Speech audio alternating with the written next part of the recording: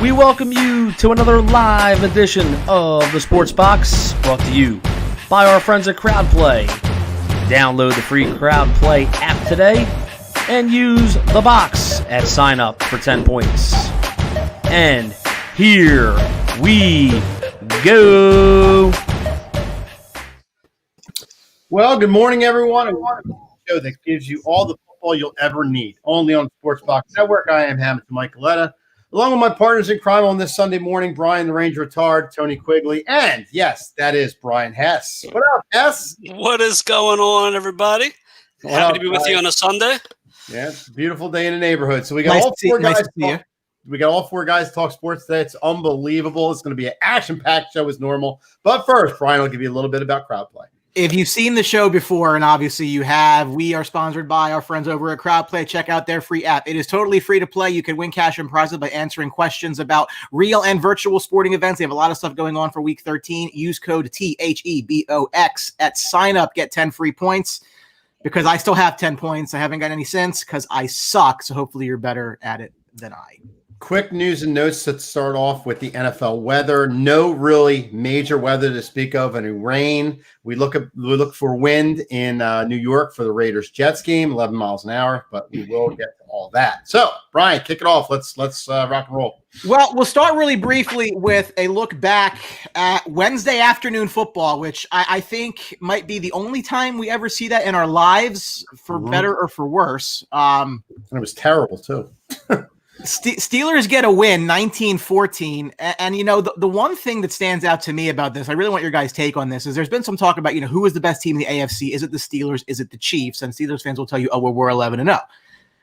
The last couple of weeks, though, they've been not too dominant in games where you would think they should have been, So, yeah, they're 11-0, and obviously you can't be better than that, but are you kind of seeing some chinks in the armor here? I mean, is this the team that if I said who's coming out of the AFC that you feel comfortable saying it's this undefeated Steelers team? Well, I'm haven't been on the Steelers bandwagon. I definitely am not on the Steelers bandwagon. I do think that the cream of the crop of the AFC still goes through Kansas City. When you're looking at this Steelers team, they've struggled against teams that they should really beat up with. The Wednesday game, Tomlin was upset, and rightfully so. They played bad. They played against a half of a Baltimore team, which was pretty much most of his practice squad. So when you're looking at this, the other thing though, we do bash the Steelers because of the teams that they played and everything like that. But their strength of schedule and their common opponents to the Kansas City is pretty much the same.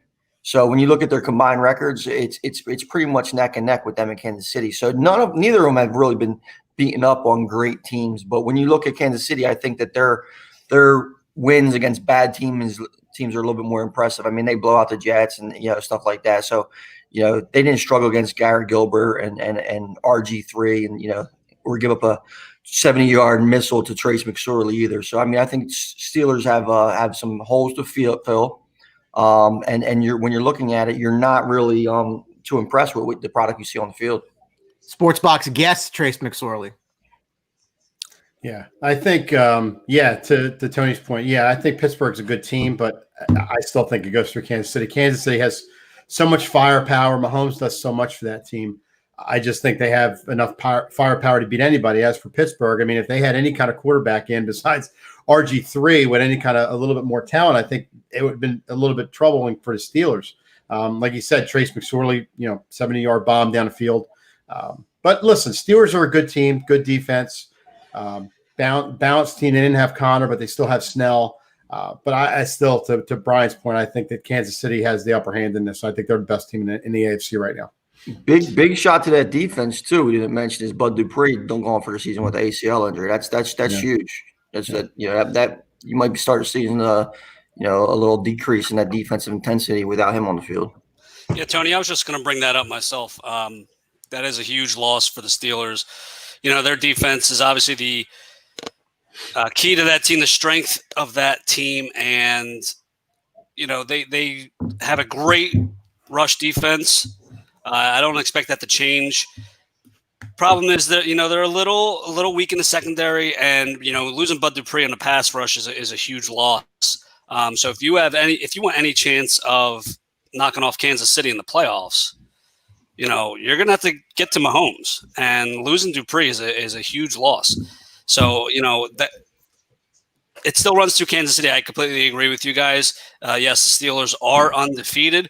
They'll probably lose a game here in the next couple of weeks. They got the Colts, they got the Bills. I think they have a good shot of winning, going 15-1, something like that, 14-2. Maybe they rest some guys at the end. But, if Kansas City keeps winning, they're not going to let them.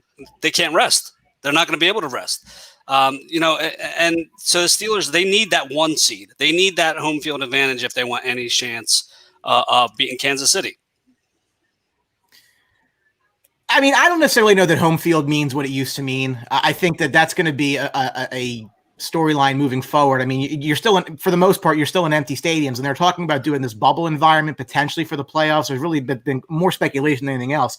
They may go that route. We really don't know, and that would really negate everything. But there's also only one first round bye too. That's true, and right, and you're absolutely right. Kansas City's not going to let off the gas here. So the Steelers don't really have that, even at 11-0, they don't really have that much room for error, and I agree with you. I don't necessarily think they lose this week, but with the Colts coming up, it does get a little bit more difficult. It's just kind of wild. So I was looking at some of these numbers. I did this last year. I forget what I called it, but it was a barometer where you add up the rankings of offense and defense. And the lower, obviously, you are, the better. If you're the best in both, you have a 2. If you're the worst, you have a 64, right? So in that ranking, the Steelers are the 10th best team in football. They have the 22nd ranked offense and 3rd ranked defense. So it combines to a 25. You look at some of the teams, believe it or not, want to know who's top 3 in that ranking? The Rams, 7th offense, 2nd defense.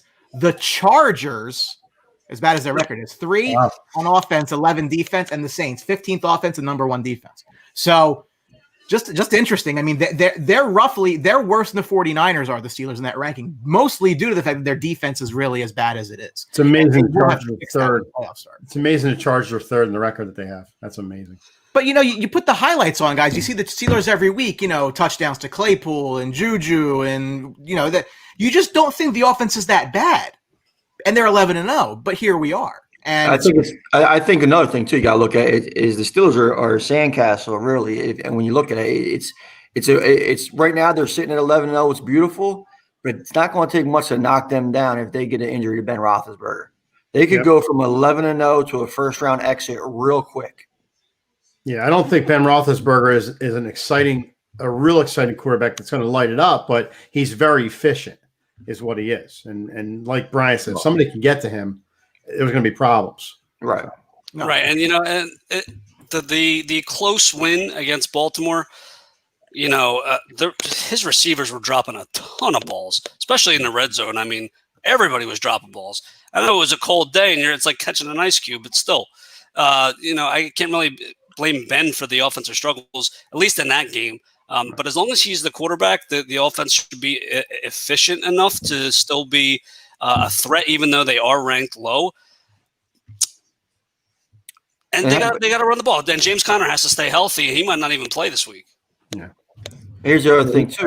About drop balls, they really dodged the bullet when the Ravens dropped that ball at the end of the first half. Mm-hmm. Right in the end zone. I mean, that was a huge play call. So yeah, I'm sorry, Tony. I think Connor is eligible to play, but they don't speculate him playing. They think Snell's going to get more carries today. So yeah, I have a James Conner problem in my main league, and I'm going to figure that out this week. I'm actually going to be starting Kerryon Johnson in his place if he doesn't play. I don't really feel very good about that, but that is what it is because of Mike's Buccaneers and their 13th week bye, and they pissed me off. Anyway, amazing 13-week bye. It's crazy.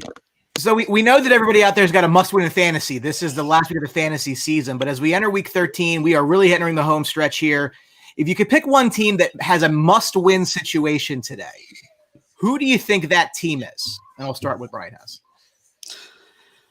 Oh man, for me it's Minnesota. Look, they're at 5-6. If they want any chance of making the playoffs, they're only a game out. They're playing Jacksonville, who's lost 10 in a row. You got to bury this team, okay? They cannot let up. They cannot afford to have a letdown this week. They're a 10-point favorite. They should absolutely boat race this team. You can run all over them, pass all over them. You have the weapons. The defense is okay. Listen, Minnesota, if you want to make the playoffs, if you want to make this run here, you cannot have a letdown this week. No, you're right on that one, Brian. The team that I was going to mention, similar situation, is the Las Vegas Raiders. Right? They came in, they had a cut. They looked, they lost against Kansas City, but they actually beat Kansas City. But they looked the least decent doing it. Okay, then now they go to Atlanta. What was that? How do you go to Atlanta? If you go to Atlanta and lose, it's one thing, but if you go to Atlanta and not score points, I mean, I don't know about fantasy wise, betting wise. That game was just an absolute monstrosity. And if Las Vegas has an opportunity right now to go to the New York Jets, who is a god awful football team in every aspect, if they don't show something that they're going to be fighting for the playoff spot, Miami Dolphins, I think, are going to be locked for a playoff. And he opens the door for the Cleveland Browns because Las Vegas is going to be out of there quick. For me, and I don't know if this is abundantly obvious or not, but it's got to be the Baltimore Ravens. I mean, they have fallen so hard after starting 5-1, and they're facing a Dallas Cowboys team that stinks. That everyone's talking about, where's the draft pick going to be, and that is the rightful conversation, I might add.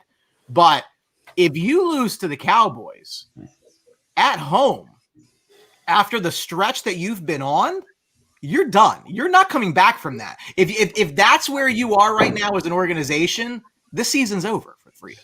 Like, it doesn't. The AFC is as top heavy as it is. You've shown. I mean, yeah, you played Pittsburgh well at home a couple weeks ago. That's a different team than you are right now. This is a game against a team with literally nothing to play for positively. You have to go in there and you have to make a statement in this game. With Andy Dalton at quarterback, I mean, again, the offense is the offense. Their defense is actually playing a little bit better, but they need to get back on some level. Listen, this was supposed to be like a 14, 15, maybe 16-win team. You listen to Colin Cowherd. They were supposed to be angry about last year. They were going to put the whole league on notice, and that hasn't happened, at least the last couple of games here. So for me, if you're Baltimore this weekend, if you don't get a W, ship it up. You're done, and there's no coming back from that.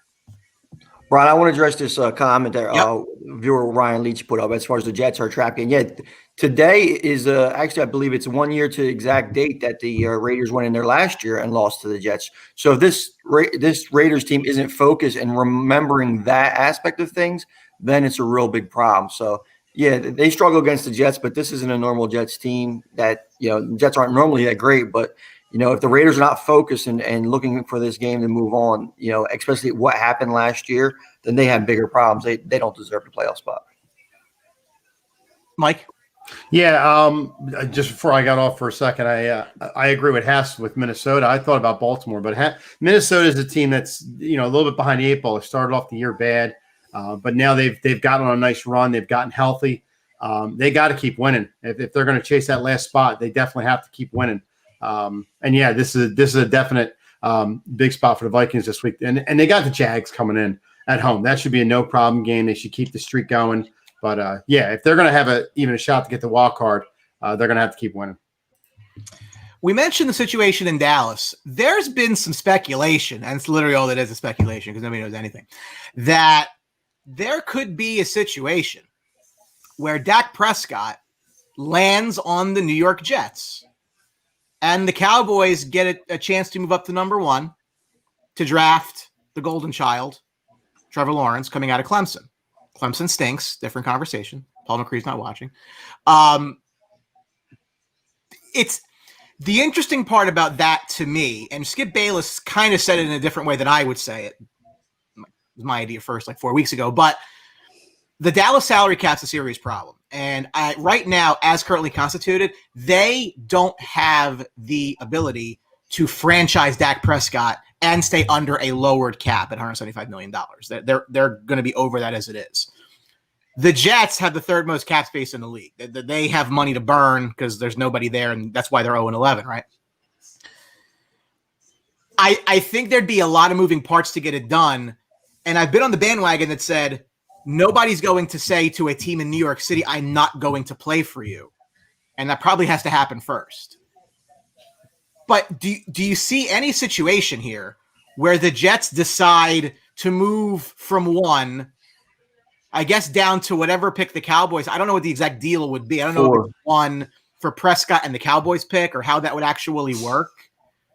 Maybe they trade Prescott. I don't know. But the point is, if you're the Jets, do you consider this? Because we always said, like, the Jets are always building, like, a bridge to nowhere. Like, they're constantly in this rebuild they never really ever get out of. They haven't really been relevant for a couple of years, and they really have had no face at a franchise for a couple of years. Whether you like him or not, and I don't, Dak Prescott does give them relevance and a face immediately. So just, guys, your thought on the possibility here, why not? Does it make any sense? I just think this is sensational journalism that they're looking at, just to speak on. To be honest with you, I don't think it's really any true validity. There's no way, shape, or form that the New York Jets are going to trade Trevor Lawrence to a Dallas Cowboys coming off injury.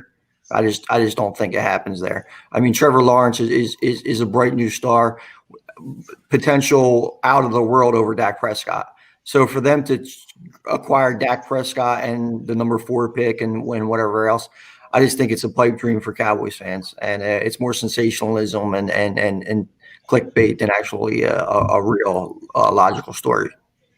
I mean, listen, you got to think where the origins of this story are coming from. So there's whispers out there that, if the Jets have the number 1 pick and Trevor Lawrence declares for the draft that he doesn't want to play for the Jets. And, how can you blame the guy? The Jets are a freaking disaster of a franchise. So if these whispers are true, and then, maybe Trevor, he wants to come into the league. He wants to declare for the draft. Maybe he just doesn't want to play for the Jets. If these are true, and so what did the Jets do at 1? Do they take Justin Fields instead? Or do they pick up some draft capital? Because it's going to take for them to take on Dak Prescott's contract. Yes, Dak has been playing very well. You're taking on Dak's money. You would get Dallas's pick wherever it is. Maybe if you throw another pick out the Jets to get them to do it, or are the Jets backed into a corner? You don't know. There is a lot of moving parts, like Brian said. But if Trevor Lawrence doesn't want to play for you, you might have to do this, or just take Justin Fields. Like, who knows? Who knows what's going to happen here? There is a lot of moving parts, like Brian said, and I think there's more to this story. Well, yeah. if Trevor Lawrence doesn't want to play for the Jets, that's understandable, for obvious reasons. But at the same time, I mean, what would the Jets see in Dak Prescott that make them feel that he could take a bad team and a bad offense and elevate them? Because right now, listen, Dak has improved. He's looked good in that Dallas offense. But when you're talking about the weapons that he has compared to the weapons that are in New York, I mean, why would the Jets give up something for a player that it's not a sure fit that he's going to come in there and elevate that team to be a playoff team or anything like that? You can't just take Dak Prescott, put him on a bad team, and instantly say, hey, we're going to be a good team now. It's not going to happen. If Trevor Lawrence is trying to maneuver his draft position like Eli Manning and John Elway and these guys, I think the Jets need to call his bluff. They need to just draft him, hold his rights, and put him on the fire and say, listen, this is New York City. We're committed to you. You know, they have pieces. They'll get something for Sam Darnold too. So let's I think they need to call his bluff if that is the case. Keep in mind the Jets do have another first-round pick in the Jamal Adams trade. So wherever Seattle ends up, Jets also have that pick. They can draft an offensive playmaker. Maybe you bring in a running back like a Travis Etienne or one of these receivers, maybe a Devontae Smith from Alabama. Although his stock seems to be rising, especially after that crazy catch last night. But yeah, he had a big game. Yeah. But I mean, listen, they did invest in Denzel Mims as well. So I mean, I wasn't in love with the pick. He's an extremely raw receiver, but you go get a couple guys that try to make that offense a little. Jamison Crowder, it's okay. It's not the Dallas offense, but if I'm Trevor Lawrence, I'm not even worrying about playmakers. You give me an offensive line. Mm-hmm. Mike. Yeah, I think the whole everything you guys said with the above, but you got to worry about Dak coming off this injury too. I mean, is he going to be the same Dak Prescott you saw in the way of the footwork? I mean, I'm sure he's gotten better in the way of, I think with Dallas, it's hard to we have this conversation all the time. I think Dak's gotten a lot better from his rookie year. He's gotten better in that offense, but now you're going to have a change of scenery and a whole new offense with the Jets. I mean, is he going to be that guy? I think the Jets, like Tony said, are fine. Maybe taking Fields or taking a different guy. The problem with the Jets is they make dumb decision after dumb decision. It doesn't help the team, and they just keep going in this cycle where they keep having to do the same thing all the time. They have to stick with something and try to let it pan itself out. I think if the Jets, you got to draft a guy that's going to come in and you're going to center your team around, and that's going to be it. And I don't think you can do that with Dak Prescott with the Jets situation. Would you agree that Darnold is better than what he's shown in New York? I would. I think one of the biggest things right now for a young quarterback that it's been talked about a lot this week actually is continuity. You see the improvement from the young quarterbacks of the guys who have the continuity in their organization. So when you look like Josh Allen, listen, Josh Allen is far from a perfect football player right now, and even further from being a perfect quarterback. But he has a system in place that he's comfortable with, and they're building and developing, and you see success. Darnold has not had that option, and I think that's pretty much what you're looking at with him. So, is Sam Darnold going to be out there trying to, do some things a little bit that he shouldn't, force plays, force action? He's also hasn't really been effective through the air, but how many people are going to be effective in that offense? So, I mean, we can't sit here and say Dak Prescott would be so much better than Sam Darnold in that dumpster fire in New York. Well, look, I mean, I'm not a fan of Sam Darnold, and I wasn't a fan of him coming out of college. Okay, the USC quarterbacks, listen, your ceilings, it's just the track record's not there. Yeah, Rodney Peete turning in his grave. Right. So, he's not dead yet, but. But everybody's going to look bad in the Jets offense. Thing is, Adam Gase is gone at the end of this year. The only reason they're keeping him around is because he's so bad and they want to be bad. So why fire him and bring it in and spark something? You win a couple games and then you end up dropping down to the second or third pick, right? Mm-hmm. So Adam Gase will be gone. You got to figure whoever the quarterback is there, he's going to be in a new offense. It's just going to be a total turnover. Mm-hmm. You're going to have a new head coach, probably a whole new staff. So whoever's going into that, whether it's Prescott or Lawrence or Fields or whoever, or if it's still Darnold, maybe, you know what I mean? Maybe they just go completely off the board and they keep Sam Darnold, and I highly doubt it. But whoever's there is going to be operating under a whole new offense. So it'll be a whole new situation.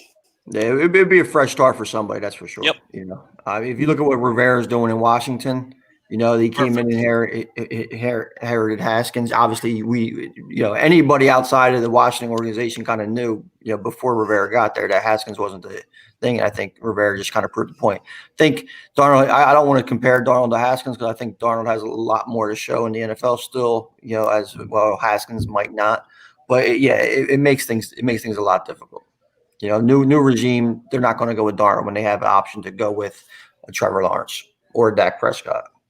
Well, I was never big on USC quarterbacks coming in the league anyway, like I said. But in the same sense, Darnold, it's kind of, you can compare him to Rosen. I mean, when Rosen came in the league with an Arizona team who didn't have an offensive line, who didn't have a running back, you know, he was hurt at the time. He was running for his life in just a bad situation. I think Darnold's in the same boat. Now, I don't think Darnold's a top 5 quarterback. I don't think he's that good of a quarterback. I think he's an average quarterback, but he's in a terrible situation with the Jets. And if he goes to another team somewhere that's a bad team, he's going to fall into the same trap again. That he's not going to have the stuff to work with. He's never been taught the right way to play quarterback. And that's just the way it's going right now. He's in a bad situation.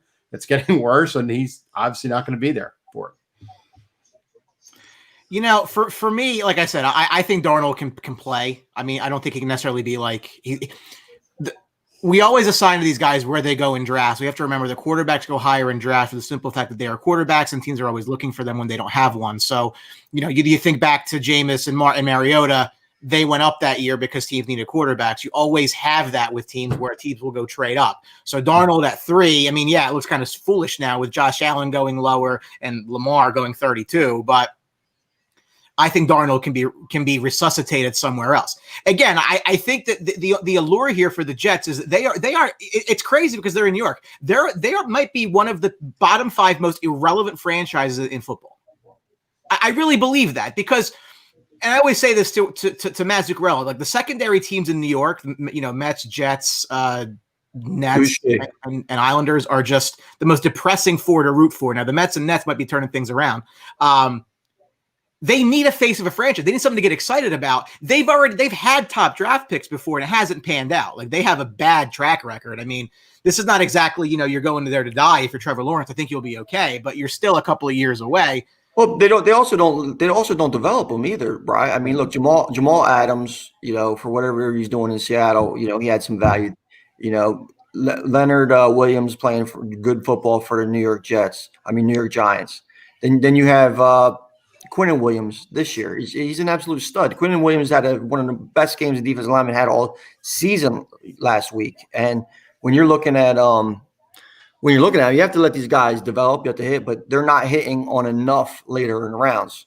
You know, and they're not letting them develop. Guys, I'll throw this out there too. Do you think on the flip side of this, do you think if you're the Jets, if you trade that pick out of the number 1 spot, get multiple picks in the top 10 or 12 or whatever it is, get an offensive lineman, get maybe a defense or a weapon for Darnold. Darnold could be saved for this team in the sense of that he's, again, not a top 5 quarterback, but he knows the system and you give him some stuff around and maybe he could turn into that guy you think he could be. If I'm the Jets, my game plan, if I'm the Jets and I'm the new leadership that's coming into Jets, my game plan is to trade Sam Darnold for a 2nd or 3rd round pick, whatever I could get as far as value, draft Trevor Lawrence, and then build around that with the additional picks I get from Darnold. That's it. That's really the only game plan that you're looking to get this franchise back on track. Some breaking news right there. Mark Andrews is not expected to play Tuesday. I know the two of you had some thoughts on that. Yeah, I didn't expect him to play. When you're looking at Mark Andrews, when you in the COVID situation in a general, the diabetic aspect of things, it was going to be very difficult for him to play. So, you know, hopefully he works out all right. Paul Aaron Darnold stinks. Maybe. I just think the Jets keep making the same mistakes all the time. It's a bridge to nowhere. That's what they've been. Right. So let's talking about the Jets. So let's move on. Listen, on the flip side of this, where does Dallas go if they were to make this move? You know, you bring in Trevor Lawrence. But the biggest problem, and he'll thrive there on offense, you know, probably get off to a quick start.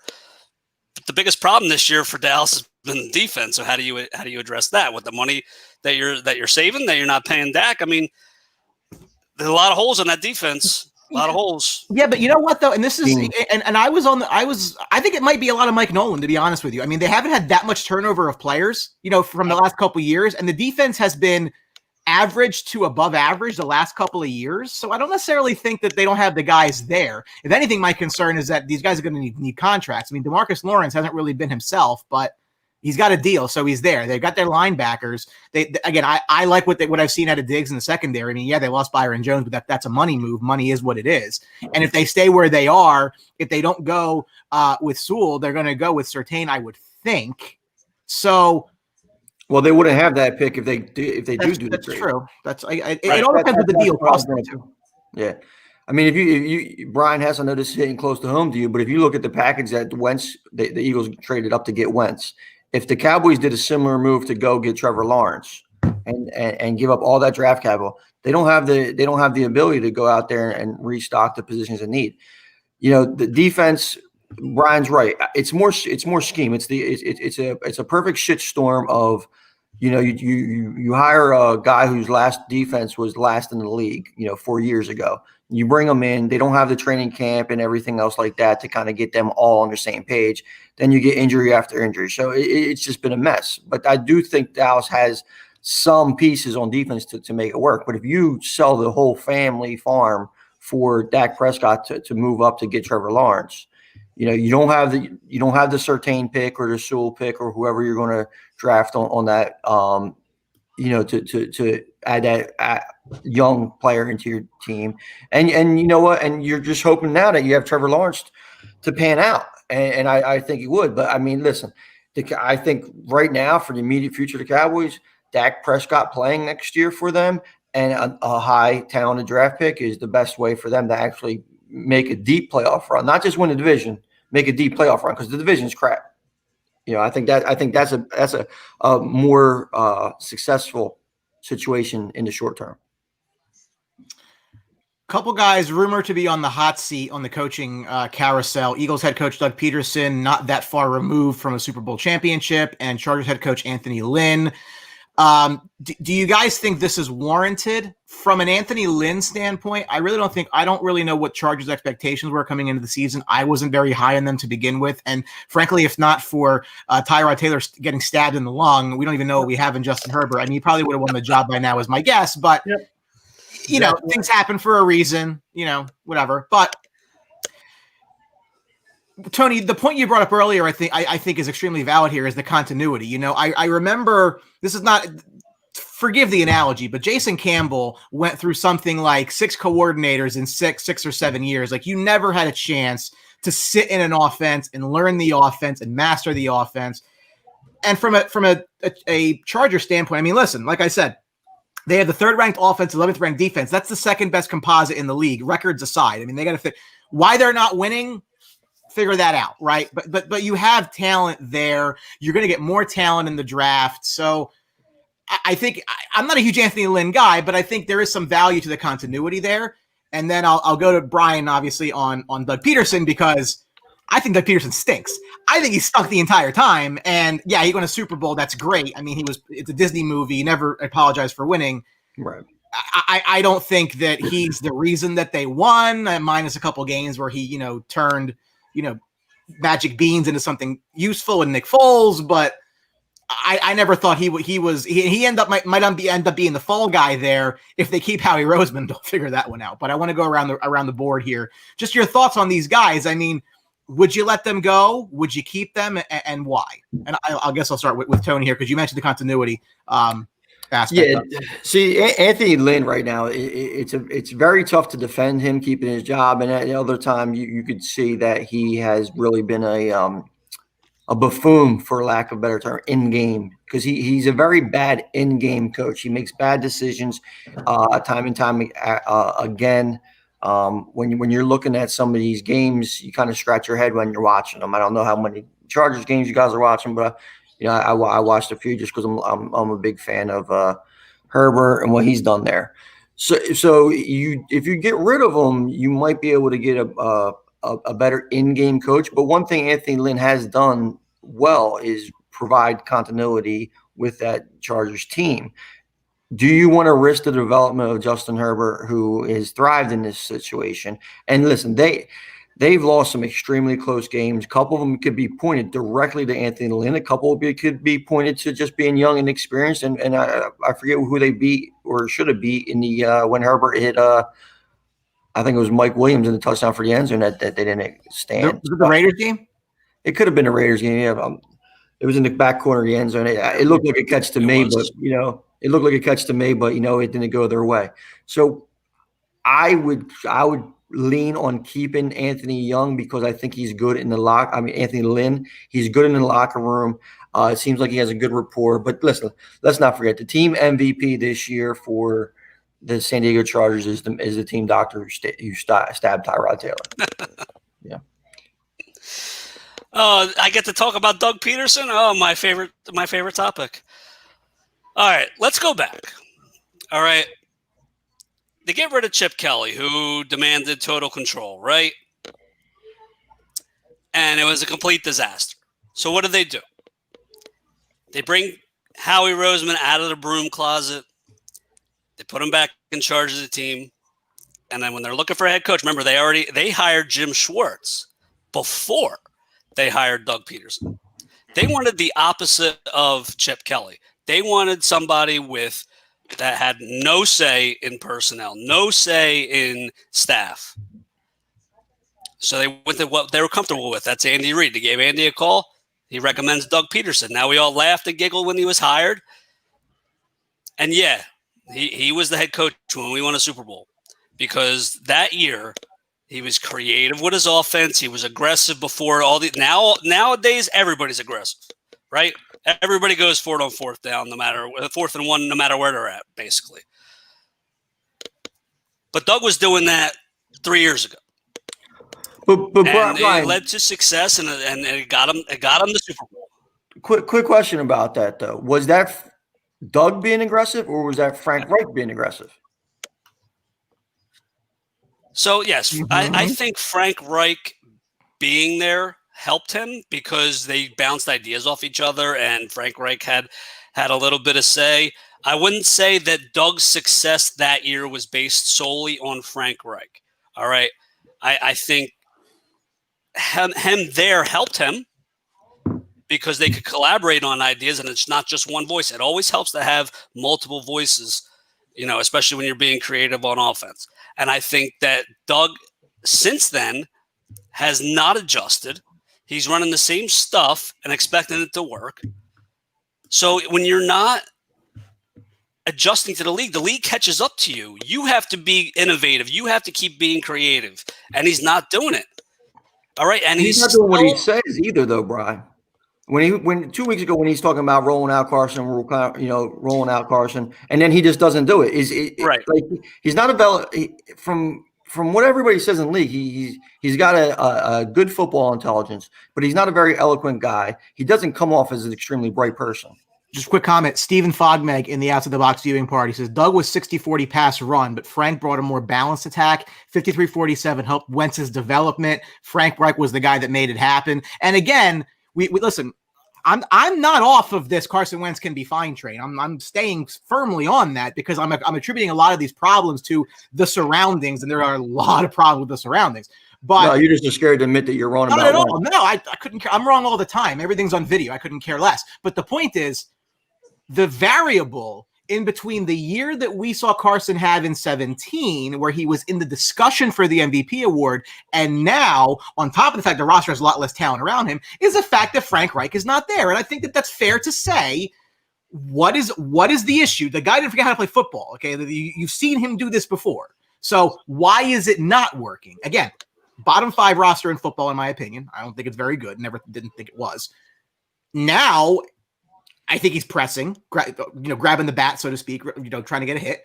And I think the coaching is terrible. So I just want to highlight Steve's there. Obviously, he's with Objectively Biased Sports. Good stuff there. Check him out. We appreciate it. So the thing, again, I go back to Doug having no control of their staff. You remember at the end of last year, Doug Peterson's giving his end-of-year press conference, and one of the reporters asked him about 2 of his assistant coaches, Mike Groh, Carson Walsh, the quarterback coach. Mike Groh was the offensive coordinator. Doug's like, yes, they're coming back. 24 hours later, both of them gone. There is a disconnect between Howie Roseman and Jeffrey Lurie and Doug Peterson. Doug has absolutely no say. He has no control. That's what they brought him in here for. All right. You want to talk about Carson Wentz's hard regression. 2017, not only did they lose Frank Reich, they lose Joe DiFilippo, who took and the offensive coordinator job in Minnesota. I think that was an even bigger loss, especially when it came to Carson Wentz's development, because Joe DiFilippo got on his ass about everything, footwork, mechanics, everything like that. These guys you can't do that, though. Not in these modern athletes. That's the problem. They're babies. I know, but exactly. And now Wentz has had these coaches now who he wants. So he goes above Doug's head and says, I want these guys as my quarterbacks coach because they're like all buddy and they get along, which is a terrible thing when you're trying to coach a guy. You want somebody in there that is getting on you to be better and change, not somebody to be your damn friend. Be a coach. So Brian, what I'm hearing is that, all the Eagles Nation, everything for years have bashed on the star on my hat and Jerry Jones is a meddlesome owner, but it looks like, as far as all these lame duck coaches, that don't respect, but it looks like the Eagles are now finding themselves in a situation where, they're going right to the owner. They're going above Doug's head and Doug is more of a lame duck. And, there's also some talk that Jim Schwartz has a lot more say in that organization than Doug. Oh, listen, like I said, Jim Schwartz got hired before Doug did. So Jim Schwartz has complete autonomy over that defense. Doug has zero say on that defense.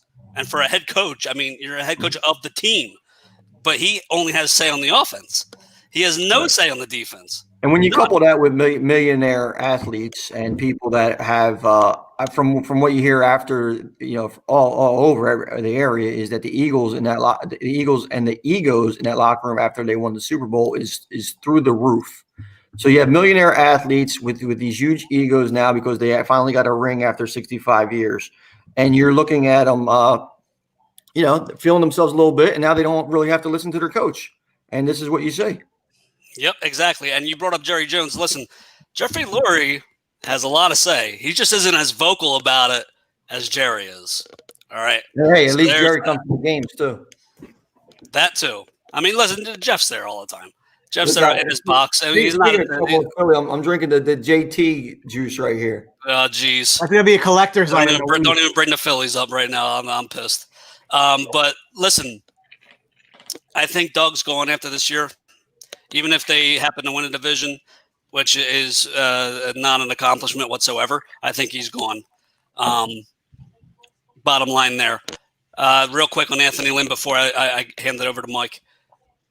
Brian, you brought up those metrics, how they're good on offense and defense, but they lose the close games. That is absolutely head coaching.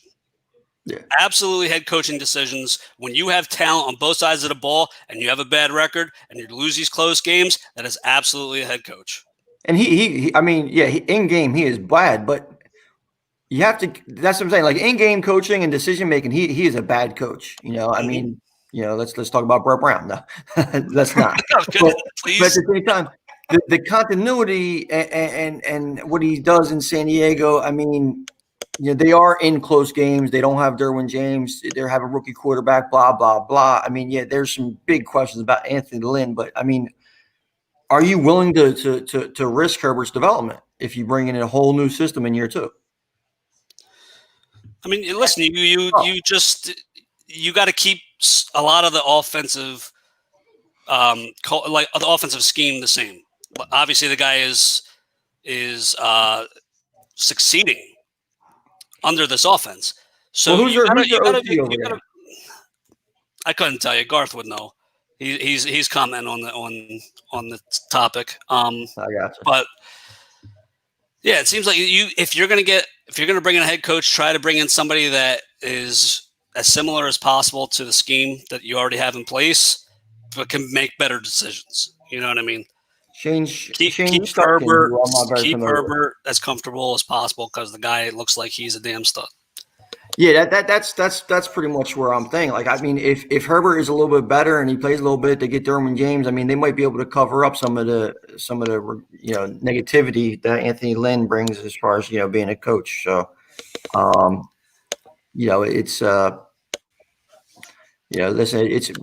listen. He says he's a running back guru. It affects his development if they bring in an entirely new organizational scheme with a new offense. That's just. he might thrive, but at the same time, he might go the other way. So, let's not forget that Justin Herbert came into the NFL with huge question marks about his mentality as far as like his confidence, and how he's outgoing. He's exceeded all of that, and he's looked great. And give him a lot of credit for that, because it wasn't a question mark or a rumor or anything like that. Like, the kid had social issues, let's just put it that way, as far as like, mentally and being outgoing. But, he's done a phenomenal job, although he's had that horrible haircut. But that was great.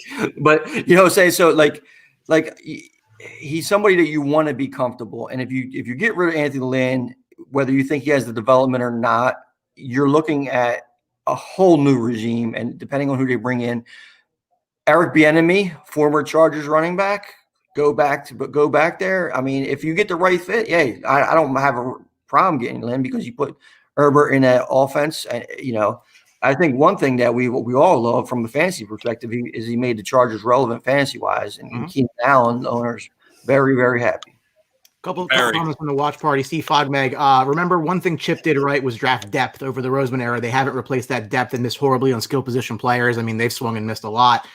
In regards to Herbert, he might become Alex Smith if they fire Lynn and bring a whole new system in. I mean, I hear what you're saying there. Again, it's always the unknown with that, and there is some value to continuity. We'll kick off the slate of games here. 1 p.m. The New Orleans Saints take a 9-2 record into Atlanta, who's 4-7 because they stink. Saints are -3. The over/under 46.5. Saints won this matchup a couple weeks ago, 24-9. Matt Ryan has 101 rating when Julio plays, 68.9 without. That is a big gap. Julio is expected to play. Todd Gurley has had 100 yards or more just one time in the last 27 games, which indicates you probably shouldn't pay running backs. Just putting that out there. This isn't. I'm going to start with Mike here, Mike, because your Bucks looking up to the Saints. They're off today, so they can't catch them. It's not as if the Saints have to win this game, because they do have a bit of a slight cushion over the Buccaneers, plus the tiebreakers. But this is a game that, again, Atlanta's not very good, and the Saints pretty much manhandled the last time that they played, despite the fact that Taysom Hill can't throw the ball. I think if they're Saints today, I think you try to get Kamara going, because Kamara hasn't scored a touchdown in forever right now. But, yeah, no, you're right. New Orleans is sitting pretty right now. The Bucs are 2 games behind them and haven't looked that good. And Atlanta, as a rival as they are, the defense has been bad. But, in the same sense, Tyson Hill hasn't thrown a touchdown pass yet. So I don't know what to expect from this game. You'd think it's an automatic over, but I don't know what to expect from this game today. I mean, Matt Ryan and the offense can move the ball, but their defense is just dreadful, which you think would be a combination for an over. But I'm going to take Atlanta in this game. I think interdivisional home dog. I think they come to play today. I mean, they got really nothing to lose. They're trailing in a thing, and they can cause some havoc right now for the Saints. I think it's going to be a close, tight game. Atlanta might not pull the game off, but I definitely think they can keep it in within a field goal.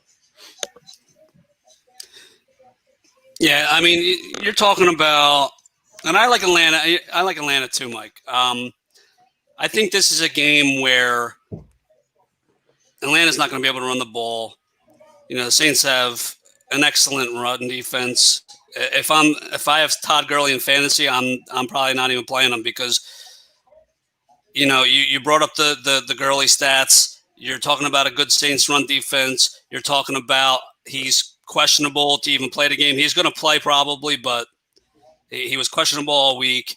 You've had Brian Hill and Ito Smith taking carries away from him. So I wouldn't touch Todd Gurley with a 10-foot pole in fantasy. I think this is a game where Atlanta chucks the ball a lot today. You looked at 33 points total in the first game that they played, which for these two teams, when they play each other, usually it's a total shootout, right?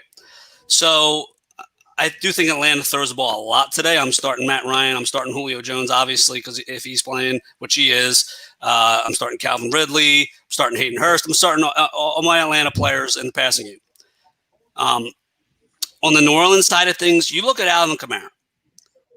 Since Drew Brees got hurt, and it's been Taysom Hill, you saw the dramatic decrease in production that he's had, especially coming out of the backfield. Now, I know he's been playing hurt as well, All right, you've seen Latavius Murray become more of a factor, especially in the running game, not necessarily the passing game, but when Drew Brees was in there, man, that's when Kamara was an absolute stud because of the checkdowns and the open areas that he had to run because teams had to respect Drew Brees in the passing game. They don't respect Taysom Hill's passing game. So they're playing close to the line, less room for these guys to maneuver. I have Kamara as like an RB 20-ish this week. So it's tough. I mean, you're starting them if you have them, obviously, but I wouldn't expect much here. Listen, Atlanta's defense has been playing better. You just saw them hold a very good Raiders offense to 6 points last week. Mm-hmm. I also like Atlanta with the points. What do you think, Tone? Listen, it's a little scary now because I was coming to this game looking at Atlanta to get the win over the Saints as well. First of all, it's hard to sweep a divisional opponent. That's one, especially a rival. Now you're at home, and let's not forget since Raheem Morris took over, they're 4-2, I believe. Atlanta 4-2, yeah. They beat a very a playoff. I'm not going to say call the Raiders a very good team, but they beat a good Raiders team up last week. Beat them up bad. I think that you're looking at a game right now where Atlanta could play a little bit of spoiler and make Bucs fans happy by getting the win over the Saints. As far as Kamara, Brian, I'm going to have to disagree with you a little bit. I do not. If you look at the games, it's play call, it's scheme, it's design. They're not giving Taysom Hill. It's all power running game. The carries wise, yards per game, he averaged 5 yards per carry last week. You know what I'm saying? So their scheme wise, it's completely different with Taysom Hill on their quarterback than it is Drew Brees. If Drew Brees is in the game, Taysom Hill doesn't have all these rushing touchdowns. There was last week too. There were some huge holes. I mean, Latavius Murray had a touchdown run that I mean, us four would have all easily scored on. So I think that what they're Sean Payton is smart by changing the offense around. He's doing what it takes for the Saints to win football and not what our fantasy football teams, and Alvin Kamara wins. And, and that's going to be at the detriment of Kamara. So, I mean, listen, he still had 5 yards of carry. He just hasn't had the catches. He hasn't had the touchdowns. But, yeah, as a fantasy owner, it is a little troublesome because Kamara has been the best player, especially in PPR for, the first 10 weeks of the season. So, I think that the Falcons defense gets it done. I think hopefully Matt Ryan has a big game today, and and I think the Saints. I'll take the Falcons. I'll take the points and the Falcons for the win. Saints have only allowed one offensive touchdown since week 9, so that defense really is playing well. They really, really have been playing well. And to the point about Gurley you made there, Hess, is the Saints have not allowed a 100-yard rusher in 49 straight games. That's the fourth longest streak in the league since 1950.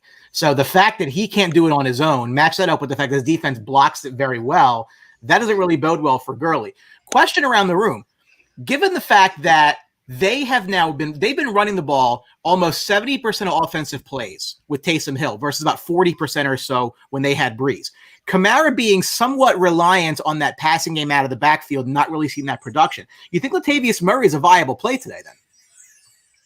Yeah, absolutely. I mean, he's looking to get he's pounding the ball. He's getting the ball. The play split, I think, Brian, I think it's skewed a little bit because when Drew Brees is in there, they use Kamara as them quick outs to Kamara as pretty much an extension of the running game. So when you're looking at that, I mean, yeah, it's a pass, but it's more of a design, quick 3-4 yard gain and see Kamara can break something, which they haven't been doing it with Hill because they just don't trust him, as far as the accuracy wise to complete them plays. So that's where that tick of instead of those short swing passes that Kamara's getting, now they're Latavius Murray runs. And now Latavius Murray has a little bit more uptick. So yeah, I think that Murray is a viable play. The defense also. I mean, listen, you're talking about the Latavius Murray factor. You think he's getting the goal line carries, but Taysom Hill's taking a lot of those too. He's the goal line back. Yeah, Taysom Hill. Basically, yeah. It is, though, night and day between Quinn and Morris. I mean, they went from 0-5 under Quinn. They're 4-2 in the 6 under Morris. They're scoring about 4 more points per game. They're allowing about 12 fewer points per game. Their takeaways are up. Their sacks are up. I mean, it's completely night and day difference because Dan Quinn stinks. And maybe he was there probably a couple of years too long. And that is what it is. It's a tough game for me to call. I think the Saints can win this game because they're the better team, but it is a road game, and all kinds of nonsense happens in the NFC South. Teams that are bad find ways to beat teams that are good all the time. They take me out of Survivor more times than I can remember. So definitely something to watch there. The Detroit Lions take a 4-7 record into Chicago, who's 5-6. They used to be 5-1. They've lost a couple games in a row because they also stink, but they are laying 3 points in this game. The over-under 44.5. This is Detroit's first game since firing Matt Patricia. Talk about good run defenses. The Bears have only allowed one individual 100-yard rusher all year. That was Ronald Jones of Mike's Bucks back in week 5. This is a game that's going to be kind of interesting. So again, Trubisky is going to play. He's got 14 career touchdowns against the Lions. That's the most by any player versus Detroit since 2017. So obviously Lions fans have a lot more to be upset about because everything seems to be going wrong in Detroit, and he's bad. Hassie, the Lions have lost 4 of the last 5 by 10-plus points. I mean, do you think the coaching change makes a difference here? Well, when teams fire their head coaches, it gives them it gives the roster a little spark, you know what I mean? I do expect Detroit to play better. However, this team still can't stop the run. I love David Montgomery today in fantasy. If you have him, Allen Robinson's going to play, so Detroit's going to have to respect the passing game a little bit. Did you just say they had to respect the passing game led by Mr. Trubisky? Well, I mean, listen, Allen Robinson's a really good receiver. I mean, he gets overlooked a lot because he's in Chicago and he's got slop thrown to him. Trubisky's I'm not arguing that point. Right, but okay. So it's Trubisky throwing the ball. I understand that. It sounds weird, I know, but I do like Montgomery in fantasy today. I do like the Bears to win and cover. This was a rematch from, I believe, week 1 where Chicago came back and they were down like 23-6, and they came out and they scored 3 touchdowns in the fourth quarter. Trubisky comeback. Yeah, I do. I like Chicago today. I think Detroit's roster is not good, especially on the defensive side. Stafford hasn't really been playing. I think he's been playing hurt too. Chicago's defense is very good. So, yeah. Give me Chicago all day. Galladay's out. Swift's out. Yep. Patricia's out, which helps them so more. That's a good thing. Yeah, listen, and you know what? And Mitch Trubisky already beat this team, and like I just said with the other game, it is hard to beat a divisional rival opponent twice. But I don't think Detroit has much to play for. I think they should be looking ahead to next year at this point in the season, and I'm going to take the Bears. I think the defense, the running game of Chicago, David Montgomery gets loose, and I think Mitch Trubisky makes a couple plays with his legs. And they pull out an ugly win. This game screams to me 14-10, 17-14, something like that. I don't know. Even as bad as the Detroit Lions defenses, I don't have much confidence in this Bears offense either. But I think if we see 4 touchdowns total in this game, I think we'll be happy. Mike. Yeah, low-scoring game. I just think it's a dreadful game to watch. But I do think from a standpoint of if you're a Chicago fan, I think they had their day today. Montgomery, like you guys said, has a good day today. I think Trubisky, as bad as he is, plays well today. I like the Bears, giving 3 today just because Detroit, I have no confidence. Even with the firing of Matt Patricia, I still think they have to find their legs and get back to what they were. So I think Detroit wins this game handily, actually. Bears have beaten the Lions 5 straight games, and it's amazing. Their offense has been pretty much the same all year. It's really the defense that hasn't really been helping. So when they were 5-1, they were allowing less than 20 points a game. The last 5 games they've lost all 5. They're allowing close to 27, and that's really been the difference because the offense is scoring a couple points less per game, but that wasn't why they were winning games anyway. So we can talk about their offense, and it's bad. I'm not going to sit here and say anything positive about the Bears' offense, which currently is ranked 31st in the league, and there's only 32 teams. So, yeah, I mean, they have their own problems to worry about, but it's really the defense hasn't really worked out too well. I do think the Bears get a win here because, again, they have played very well against Detroit. It is a road game, and we'll see where where they go from there. 1 p.m. game, the Colts take 7-4 record into Houston. The Colts are -3 in this game. The over-under is 50.5. The Colts have absolutely obliterated the Texans head-to-head. They're 27-9 against Houston. That's the best win percentage by one team in NFL history in at least 35 games. T.Y. Hilton, who came off the mat last week with a touchdown, haven't heard his name all year, has not had a 100-yard game since 2018, which happens to coincide with when Andrew Luck decided to stop playing football. So call that what it is. Mike, Romeo Crennel's 4-3 with this team. Bill O'Brien was 0-4. We bashed Bill O'Brien quite a bit on this show going back a couple of years. I think he's a complete moron. Give Romeo some credit. I mean, look, totally a retread. I mean, the retread of retreads in the league. He's coached a couple places, but he has seeing better results from this Houston team. How important, though, do you think the loss of Will Fuller due to suspension is going to be for the offense? First of all, Romeo Crennel is a moron. I give him credit, but he's still a moron. So anyway, but yeah, no, it's going to hurt Fuller because Fuller's had a really nice year with with Hopkins not being there, being a main guy. He's going to take a little bit of wind out of Watson's sails today, but I think it's going to be a back and forth game. Although the Colts got smoked last week against Tennessee, which is the number one rush defense in the league, and Derrick Henry ran all over them.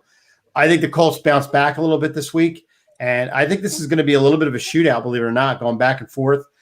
T.Y. Hilton, maybe that was a jump start he needs to get back to what he was. I think both quarterbacks have a decent day. I think you take the over, believe it or not, 50.5. It is a little high, but I think it's going to be an over. And I like the Colts to win this game by a slight margin. I'll lay to 3 and give the Colts.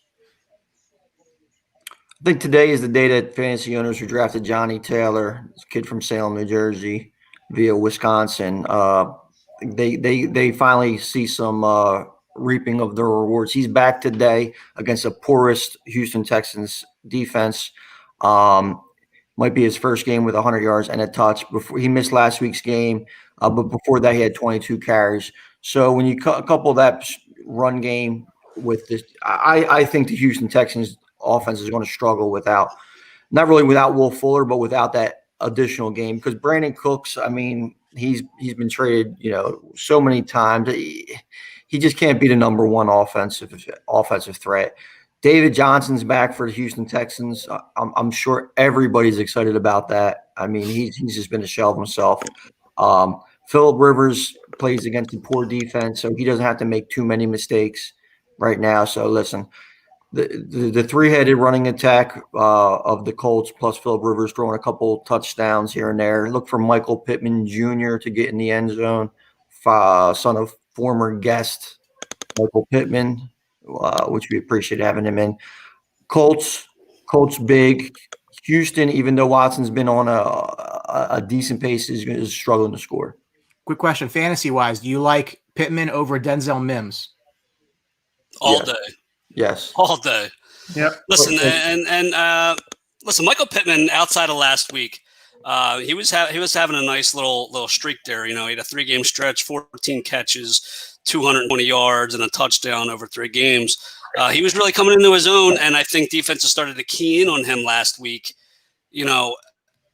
I think that opened things up for T.Y. Hilton finally breaking through on the fantasy scale after having an absolutely abysmal season so far. I kind of like Houston here, and just give me them with the points. I think this is a close game. Look, I know they lost Will Fuller. They're like you said, 4-3 on the Romeo Crennel. I think Deshaun Watson's been playing fantastic. I think that stays true even without Fuller. Kiki Cutie, there's a name to remember, especially on the fantasy scale. Okay. Yes, he's been a non-factor all year, but he had a decent year last year. He's a burner. He's quick, man. Absolutely. I think, he has a good game today, especially with, he'll be like the number 2 option in the passing game. So there's a name to know for fantasy. I think this is a close game coming down to the end of the game. And I'm going to take Houston here. If I see them guys successful, like Kuti or Cooks, I think it comes in garbage time, to be honest with you. That's how I'm looking at the game. But, you think they're going to be a little closer, but I think they should still put up solid stats. Yeah, I think this is the Deshaun Watson carrying this team, dragging them You here. need tight end help too. Jordan Akins might be a nice filler. It's not a must win for the Colts, but it's kind of a must win for the Colts after the loss last week to Tennessee. If they intend to stay in the AFC South race, again, these are the teams you got to beat. Historically, they have beaten better Texans teams than this one. So I had Andrew Luck playing. That's true. Although, listen, Phillip Rivers is having an extremely efficient year behind that offensive line. The coaching and offensive line means a lot, Carson Wentz. So, keep an eye on that. I think he can be fine. DeForest Buckner, I think, is back too today. Mm-hmm. Let's not forget that. I will go with the Colts here. And, Deshaun Watson, career 2-3 as a starter against the Colts, including the playoffs. He's 9-2 against the rest of that division. So it kind of falls in line with the other stat as well. This could have been Burrow and Tua, but it's not going to be Burrow and Tua.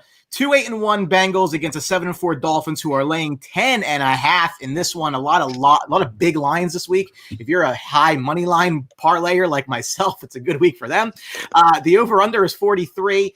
Miami is allowing the second best points in the league at 18.6. And ironically enough, these are two of the bottom 4 rushing teams in the league. I don't necessarily know that that's much of a surprise given Mixon's injury, but you kind of thought Miami might run the ball a little bit more than they have. They've had some injuries too at the position. It's a very interesting game. Again, not a must win, but Miami, you kind of got to win this game. Again, the Bengals they don't have their best quarterback, so obviously, it is what it is. They were close in a game last week against the Giants at home, but it's a road game. 10.5's a lot, though. I will say that. I wouldn't necessarily touch the game from that standpoint because it is quite a bit. But, Tony, this is a game that Miami's got to put in the win column. No question. Yeah, I think they're focused on it. They're going back to Tua today at quarterback. The defense is just playing lights out. I mean, and without having Joe Burrow in there, no Joe Mixon, I mean, the Bengals offense is going to be limited. I like the Dolphins today, and listen, there's a rule. When you're betting favorites and there's a hook involved, buy the hook, because that minus 110 or that difference between the minus 110 and a minus 120, it isn't going to be that big a deal when you at the end of the day, if you're betting a favorite, So I'm buying the line down to 10 just because I'm not playing with that hook, and then I'm taking Miami. Tua's going to make plays. Myles Gaskin's back today. I think we had a question. Joe D'Angelo had an opinion on Myles Gaskin today. Listen, Myles Gaskin has had a good year, and I think him being out really hurt that running game. So he's back today. I expect him to have a really big game because there's not many other options over there. I think DeAndre Washington is their backup, but Ahmed's out, and they got rid of Jordan Howard, thankfully, and all that fun stuff. So Gaskins has a big game. Devontae Parker has a big game. I really don't see too much efficiency from the Bengals offense. Gio Bernard's going to get touches just because there's no other options. If they get close to goal line, look for Perrine to maybe steal a goal line carry here or there. But I don't see them being able to effectively move the ball against one of the best defenses in the leagues. And this is a must-win game because it's a big statement for Brian Flores to go back to Tua after Fitzpatrick is in there. So I think that shows a lot of confidence in him. Fantasy-wise, I wouldn't trust Tua at all, just for the simple fact is that if they get off to a slow start in a game that they need to win, they might go with a quick hook to Fitzpatrick. So I like the Dolphins. I like them to cover 10 by the hook, and defense is showing. Yeah, read my mind on that hook, Tony, because I think this is like a 27-10 game late, and the Bengals score a trash TD, just it's burned up 10.5 better. So I think buying that hook's a good move because I think that's a 27-17 game, something like that. Joe D'Angelo brought up Myles Gaskin. I think he has a huge game today. Listen, Cincinnati, they're not great on defense. Tua coming back from injury, that little injury he had. I think Miami's going to lead heavily on Gaskin, and this is his first game back off of injury as well. But they made sure he was 100% before they brought him back. So Gaskin gets the start today. They're going to pound the rock, which they have been even when Gaskin was out. I mean, you got Salvin Ahmed was a relevant fantasy guy. Okay, so I like Miami. As a Tyler Boyd owner in one of my leagues, Joe Burrow going down was the worst possible thing to happen because he loved Tyler Boyd. He's still probably the number one option, but when Ryan Finley's your quarterback, I mean, you got to temper your expectations there. I don't expect much out of Cincinnati. Take your pick. You got to get lucky on who's going to score touchdowns there. So, I like Miami by 10. Yeah, as a T. Higgins owner, Hess, I agree with you. Yep. With Burrow going down, it was lights out for Higgins. He's now on my bench, so it's neither here nor there if he gets both. But I mean, Cincinnati, to their credit, I mean, they do have AJ Green, they do have Tyler Boyd, they do have T. Higgins, but in the same sense with Finley back there, I don't trust any of them are going to get a good amount of the ball. They're going to have to today, and they're going to have to throw a ton. But when you look at a Miami team, even with Tua hasn't played in a while. Go ahead, Brian. Listen to this. Just some breaking news. So the Chiefs woke up early this morning to find seven positive COVID tests, only to find out 5-6 hours later, all false positives. Everybody's fine. It's good testing there. That's solid. Jesus Wrong. Christ. Wrong. Yeah. So, Sorry. but when you look at this Miami team with Tua in there, he is going to be a little bit rusty coming out of the chute. But with Gaskin in there, with this Miami defense and all, I don't see how Miami loses this game at all. It's just a matter of the spread. And that hook hurts. I think with the guys, I'm going to take Miami with 10. You buy that hook because there's a reason why there's a hook on there, and there's why these guys make these money they do. So I'll take Miami into 10. Quick note about Tua. You guys mentioned him coming back. Listen, he wasn't. Flores came out this week and said that he wasn't taking out the game because of his injury or anything like that, and didn't play last year because of an injury. He said it was performance based, which I thought was a little eye catching that he would come out and say that. So that's something to see. See how ready Tua is to play if he's refocused. Coach challenging him a little bit, unlike Arians, who throws his quarterback under the bus. But that's another story. Dolphins are next one first half team. They're plus 81 point differential. That's the second most in the NFL in the first half. Bengals are 0-2 and allowing fewer than 20 points this year. Worst record in such games. I will also roll with Miami. I also will buy the hook there. However, interesting note for all you bettors out there. Like I said, it's a big week for high lines, and it's just things I like to do with money because I hate money. If you were to put together the Dolphins to beat the Bengals, the Chiefs to beat the Broncos, the Vikings to beat the Jaguars, and the Seahawks to beat the Giants, all four money lines, that's an even money parlay. And that may not seem like a lot, but I really don't think any of those don't happen. Just putting that out there. I can't imagine. Here's another one for you, Brian. If you bet $100 on all of the NFC East teams to win, you cash $33,000. Wow. Or you could just light the $100 on fire. Right. I was gonna say you could just do that instead. The second game in that bet that I just listed, and it was my survivor pick this week. The Jacksonville Jaguars 1-10 visit the 5-6 Minnesota Vikings, who are laying 10, another double-digit line. Over/unders 51. Mike Glennon is 6-17 as a starter in the NFL, and his last win stinks. Was week 3 of 2017 with the Chicago Bears. Minnesota, after starting 1-5, have won 4 of 5. Wish they won 5 in a row, but they didn't. The sons of bitches. Has any concern here with the Vikings in this game? Look, Jacksonville's lost 10 straight. I went against them in Survivor last week with the Browns. It didn't look very good for a while, but ended up fine. For Minnesota, last week was a bit of a tough game. They found a way to win it. Cousins is playing a lot better than he was in the first 6 games, probably indicated by the 4-1 record. Any concern here with Minnesota finding a way to lose this game? I mentioned them as, my must win this week, right? I don't think they lose the game just because Jacksonville's doing whatever they can to lose out, basically, to get as high as they can in the draft. But Jacksonville plays hard. I'll give them that. And you saw it last week when they gave Cleveland all they can handle, And if you're taking Minnesota in the survivor pool like you are, Brian, I'm kind of worried just because I think this is a game that's going to make you sweat. Jacksonville plays hard. They play close. They lose games, but they do play hard. And listen, Jacksonville knocks me out of survivor pools year in and year out. They just happen to always play hard. and they sneak out a game when you don't think they have any possible way of doing it. They sneak out and win. Would I be shocked if Jacksonville won this game today? No, because look, you look at Minnesota, you inconceivably lose a game to Dallas that you have no business losing to them. All right, with Dallas in such disarray, no reason you lose that game, and you let Andy Dalton go down the field and beat you at the end of the game.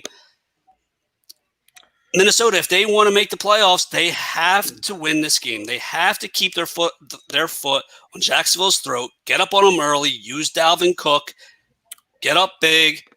No Alexander Madison today. All right, so I couldn't even tell you who the next running back is for them. I'll look it up.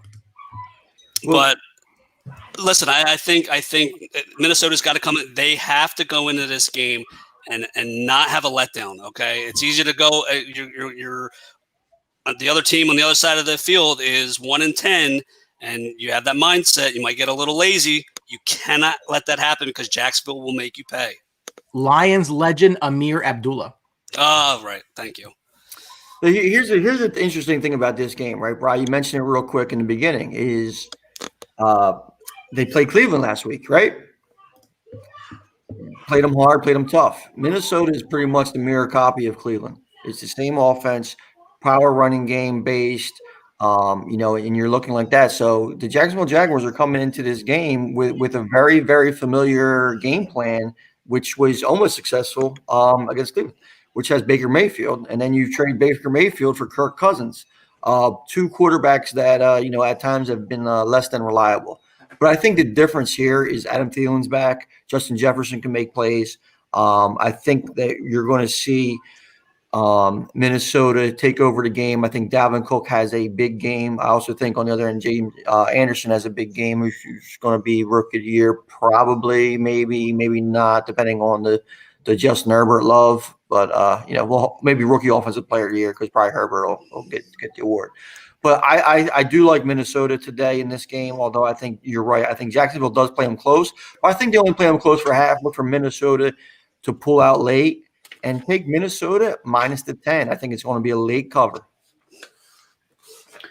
I am on the Hess train with this game because even though we took Minnesota, I think this is a game where you're playing bad opponent. You can come down to that level a little bit. And I kind of agree with Tony. It might be, a big game for the Vikings, but I think that 10 is a telling tale. Jacksonville has played hard. You're going to see a big dose of James Robinson today for Jacksonville. It's their main threat.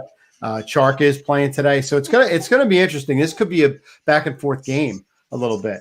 I like Jacksonville with the 10. I just think they can keep it close. Minnesota, I think, wins the game, but I think that's a high line for a team that's been busting their ass and making it hard for teams. I mean, I'd say that Glennon stinks, but Glenn's been in the league long enough where they're going to be able to move the ball a little bit on Minnesota. So I think they can go back and forth a little bit.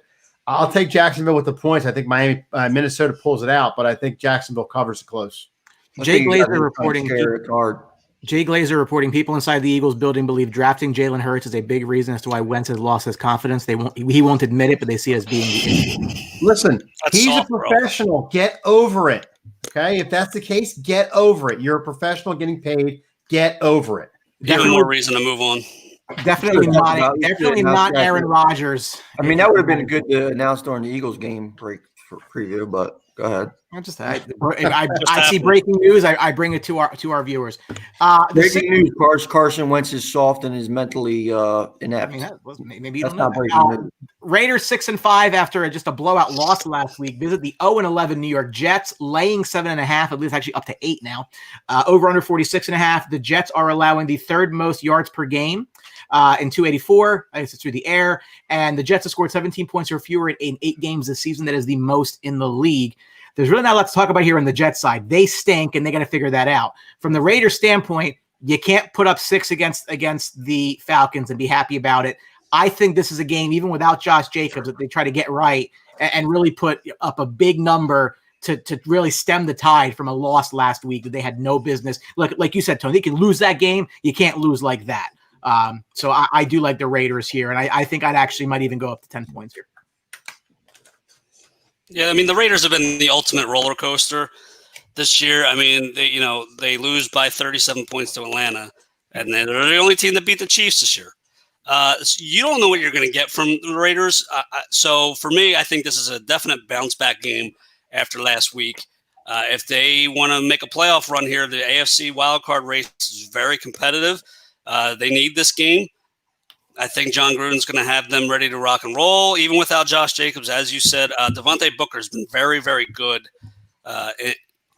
when Jacobs has been out. So expect him to have a big day. I don't foresee the Jets defense being able to do anything. Quentin Williams has looked good. He had a great game last week against Miami. We'll see if he can continue that. The Raiders have a decent offensive line. So, I think this is a Raiders blowout. You cannot convince me to put any kind of money on the Jets. I'm sorry. So if I'm taking this game, I am definitely taking the Raiders. Yes, even laying 8 points. This is a part of my parlay where I actually bought the hook as well in the other game. What was it? Minnesota. Anyway, I forgot what the game I said buy the hook, but Minnesota, yeah. So yeah, I got Minnesota, and then in a parlay, laying 10, laying 7. I love that bet. I think the Raiders. Listen, the Raiders need to. This is a get right game. I don't think the Jets have any intentions on winning another football game. I mean, they want that number 1 pick, whether they want to trade it or whatever they want to do with it. But they want that pick. They want to be in the sweepstakes for them. They're just inept from every aspect of it.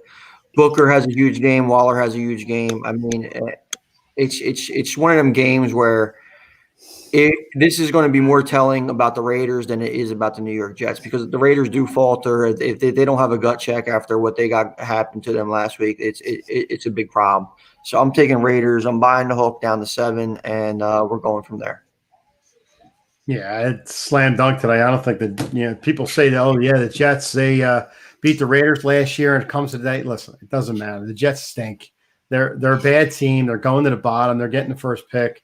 Raiders come in here. As much as I don't like Gruden and think he's in the past, a child could come in and coach this game past the Jets today. So I like the Raiders with the points today all day long. Could be windy there, could be rainy there, could be snowing there, could be a tornado coming through. It doesn't matter. The Raiders get back on track to get a win against the lowly Jets today. The only concern I would have about the line is, again, this we're not that far away from the Jets putting up a good performance against the Patriots at home. I mean, I think the home matters a little bit here.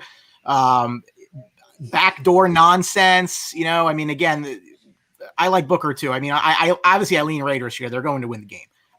Daily fantasy Booker's a great play. Yeah, probably him and Gaskins. Miles Gaskins and Devontae Booker are a good running back in daily fantasy if you want to try to get some low end cost.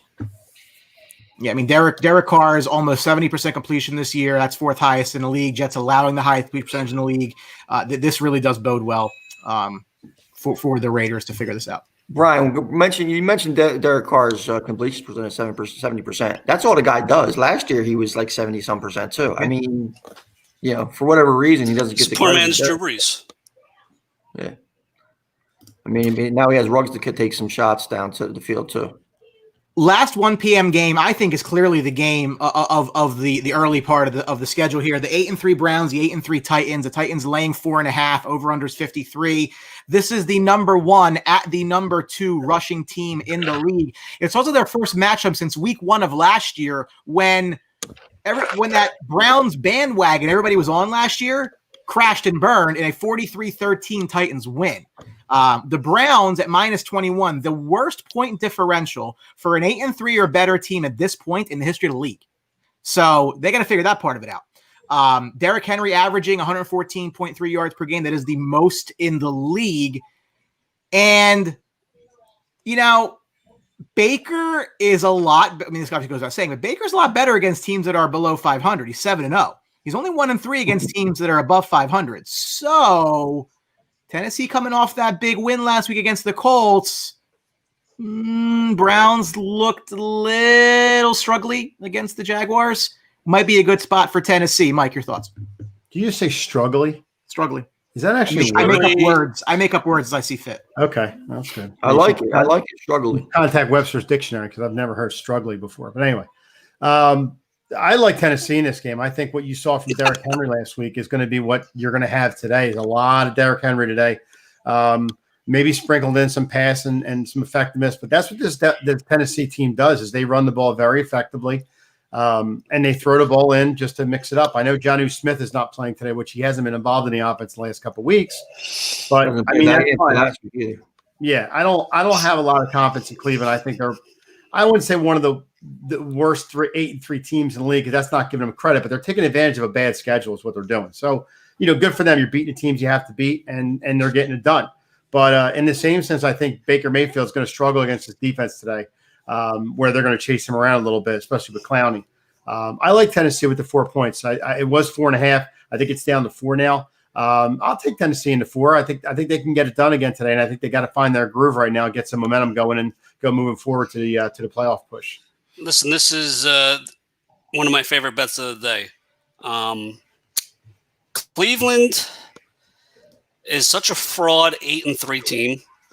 And listen, if you're a Browns fan, you're still happy. 8-3, shit, take that. Exactly. However, I think Tennessee absolutely destroys Cleveland today. This is Derrick Henry having another 100-yard game easily, a couple touchdowns. I think Tannehill has a nice game. I think Tennessee blows the doors off Cleveland. Tennessee's run defense is actually pretty damn good. So they're going to try to control Nick Chubb and Kareem Hunt and make Baker Mayfield beat them. And listen, you look at Baker Mayfield, who he's throwing to. No OBJ. He still has Landry. Who's their second best receiver? Rashard Higgins, Austin Hooper as tight end. Kareem Hunt out of the backfield. So if they make Baker beat them, I don't think Baker is good enough or has the weapons enough to accomplish that. Yeah, I think this game right here, I mean, you have two teams that are similar, very similar teams as far as what they want to do. I mean, with Chubb and Hunt, they want to pound the ball in Cleveland. They want to limit Baker's mistakes. Tennessee pound the ball better than any other team in the league. But Tennessee does everything the Browns do, but they do it better. They're just better quarterback decision maker, better offensive weapons. It's just better from top to bottom. Real quick, Galetta, Jadeveon Clowney for the Titans is out for the season. Okay. So he had a knee injury, repaired. So he's done for the year, but I don't think that slows down them too much. So give me Tennessee. I'll lay the 4.5. I think Derrick Henry has a big game. I think Nick Chubb probably has a decent game fantasy wise too, because he's really what they have to do. So we'll go Tennessee laying the 4.5. Yeah, I think again, it's one of those situations where I think this is a game where Tennessee needs to, if they're going to win the division, put the stranglehold on. You have the opportunity to do that. So again, Tennessee, I think will get the win, and I do like them by the points here as well. Kicking off the afternoon, the 7-4 Los Angeles Rams at the 6-5 Arizona Cardinals. Rams laying 2.5 in the game. The over/under 48.5. Rams are 6-0 against the Cardinals since 2017, when Sean McVay era. For Arizona, Hopkins has fewer than 60 yards, 0 touchdowns in 2 straight for the first time since 2016. There is an error. I have to fix that because I don't like how it's spelled. What was that stat, Brian? Hopkins has what? Hopkins has fewer than 60 yards and no touchdowns in 2 straight for the first time since 2016. Probably a lot to do with Kyler Murray and his shoulder, not really playing too well. Listen, this is the matchup I think both these teams need. If Arizona is going to make a push for the division, this is a must win. You can't let the Rams get ahead of you by 2. Rams actually, ironically enough, the most balanced team in the league. Best too. 7th ranked offense, 2nd ranked defense by my composite ranks. That makes them a score of a 9. That is the best in football. I didn't see that coming. I thought this was the 4th team in this division. Clearly, I've been wrong about that one for sure. Tony, I mean, how impressed are you with the Rams, despite the fact they lost a game last week that cost me money? Well, that's the important part, right? They listen. It's hard. I mean, how can I say I'm impressed with a team that lost to the San Francisco, medical station, last week? I mean, that was an extremely head scratching loss. I don't know where this Rams team is. I mean, the inconsistency is. That was it. That was a game that they should have won. They would have been in a really good position, in this division. And now they're finding themselves, with a game that they need to win over Arizona Cardinals to maintain their lead on them. It's I don't know. The Rams should have been a lot better last week. I mean, I'll give the 49ers some credit because they did play hard. Deebo Samuel made a big difference in that team. They had Moser back and everything like that, but it's still Nick Mullins on their center. Offensively, they didn't look great. I'm going to be interested to see the DeAndre Hopkins versus Jalen Ramsey matchup. That's going to be a phenomenal matchup. It's going to be fun. Jalen Ramsey has been banged up a little bit, but from what I'm hearing, he's still going to be shadowing Hopkins. So that's going to be fun to watch. Both these teams, they're two of the better teams in the NFC, but they also make you scratch your head more than anything by playing down levels. The game against the New England Patriots that the Arizona Cardinals won, but it was pretty much everything by the running backs. Kenyon Drake had a big game, so it's interesting to see these teams, like once you figure them out, all of a sudden it's completely different. Murray hasn't been running the ball. I don't know how bad that has affected their offense as far as like opening other things up. But he has to be out there making plays. His health is going to determine a lot today. That Rams defense, Aaron Donald, Jalen Ramsey, as we said, he's not going to be able to lean on DeAndre Hopkins. So I'm going to go with the Rams bounce back in an extremely high-scoring game. I like the play here. I like is over 48. I think both of these teams hit the 25, 28 mark. As far as what expect Murray today, that's going to be a good question. I think he puts up a decent day. I think that shoulder's a little bit better than it has been in the past couple of weeks. He better. Yeah, Tony, I agree with you. I think it's going to be a high-scoring game today. I think the Rams do get a little bit back on track today. With the whole Ramsey-Hopkins thing. I mean, if you slow Hopkins down, you're going to have to throw to Kirk, which isn't a bad thing.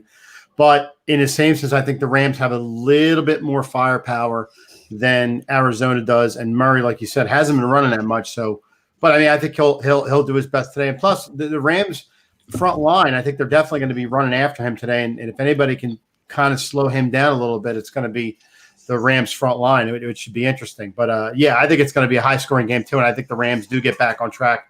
I'll lay to 2.5 and take the Rams. Hess, welcome back. Oh, hi, Hess. Baby! To make lunch for my daughter. You feed her? But I'm back, baby. Thoughts on making lunch for cards? you, by this age. Yeah, right. She's making it herself, right? Nah, she's only 6, so she probably could make it herself if I made her. Anyway, listen, so I've been this working game 2 years in Taiwan at 6, so Yeah, she'd be making Nikes. Yeah, really. This game. Listen, two teams that have been disappointing. I mean, the Rams could have really kept pace with Seattle if they had just beaten the Niners last week, but they couldn't get it done. Arizona's been struggling lately, dropped off offensively. I'm not sure what to expect in this game, honestly. In this case, it's an NFC West game too. It's tough. It's really tough to call. I think the spread is pretty much on point. The Rams are probably 4 or 5 points better than Arizona. Arizona's getting the benefit of home field here. I think Arizona just needs this game a little bit more to keep pace in the wild card, because if they fall, you got one of these 5 and 6 teams ready to make a jump up. I think Arizona needs this game. They pull out a win. This is going to be. I wouldn't be surprised if the game goes to OT. I'll take the Cardinals outright. They need it. I mean, the Rams kind of need it too, but they really do need it. The Rams can survive losing this game. I think for Arizona, they really can't. I think if to fall to 6-6, having dropped, I want to say 3 straight at that point. That's not good. That's not good. So I also think you got to look at their schedule though, Bri. They could lose this game, drop to 6-6. Then they got the Giants and Philly, so they could go 8-6 real quick. Giants, Philly, San Fran. So from what this is screaming to me is, even if they lose this game, the game the Rams Cardinals game, last game of the season, is going to be probably a bigger determination than this game here. Yeah, and as far as fantasy goes, I mean, good luck figuring out which Rams running back to start this week. That's None. always None. Yeah. There you go. You love Cooper Kupp. You love Of course, Robert Woods. Robert Woods, and shoot Higbee. yourself because whoever I have Malcolm Brown in one league. He had Tyler Higbee stinks.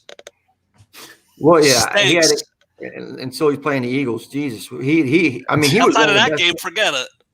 He was one of the best tight ends fantasy wise. He was a top 10 player in the second half of the season last year, and he completely disappeared. I don't know if it was the emergence of Everett as far as just talent aspect, or he banged Jared Goff's girl. I don't know what the issue is. Maybe he was Sean McVay's wife. I don't know because they're both smoke shows. But at the same time, like, how do you go from such an impactful player to toilet water in such a season that you're healthy too? Banged up a little bit, but he's been healthy enough to be out there, and it's just been. Higbee was a mess. I got to start Evan Ingram because Higbee was a friggin' joke. But Ew. hey, I'm like 11-1 in that league, so we're good. All right.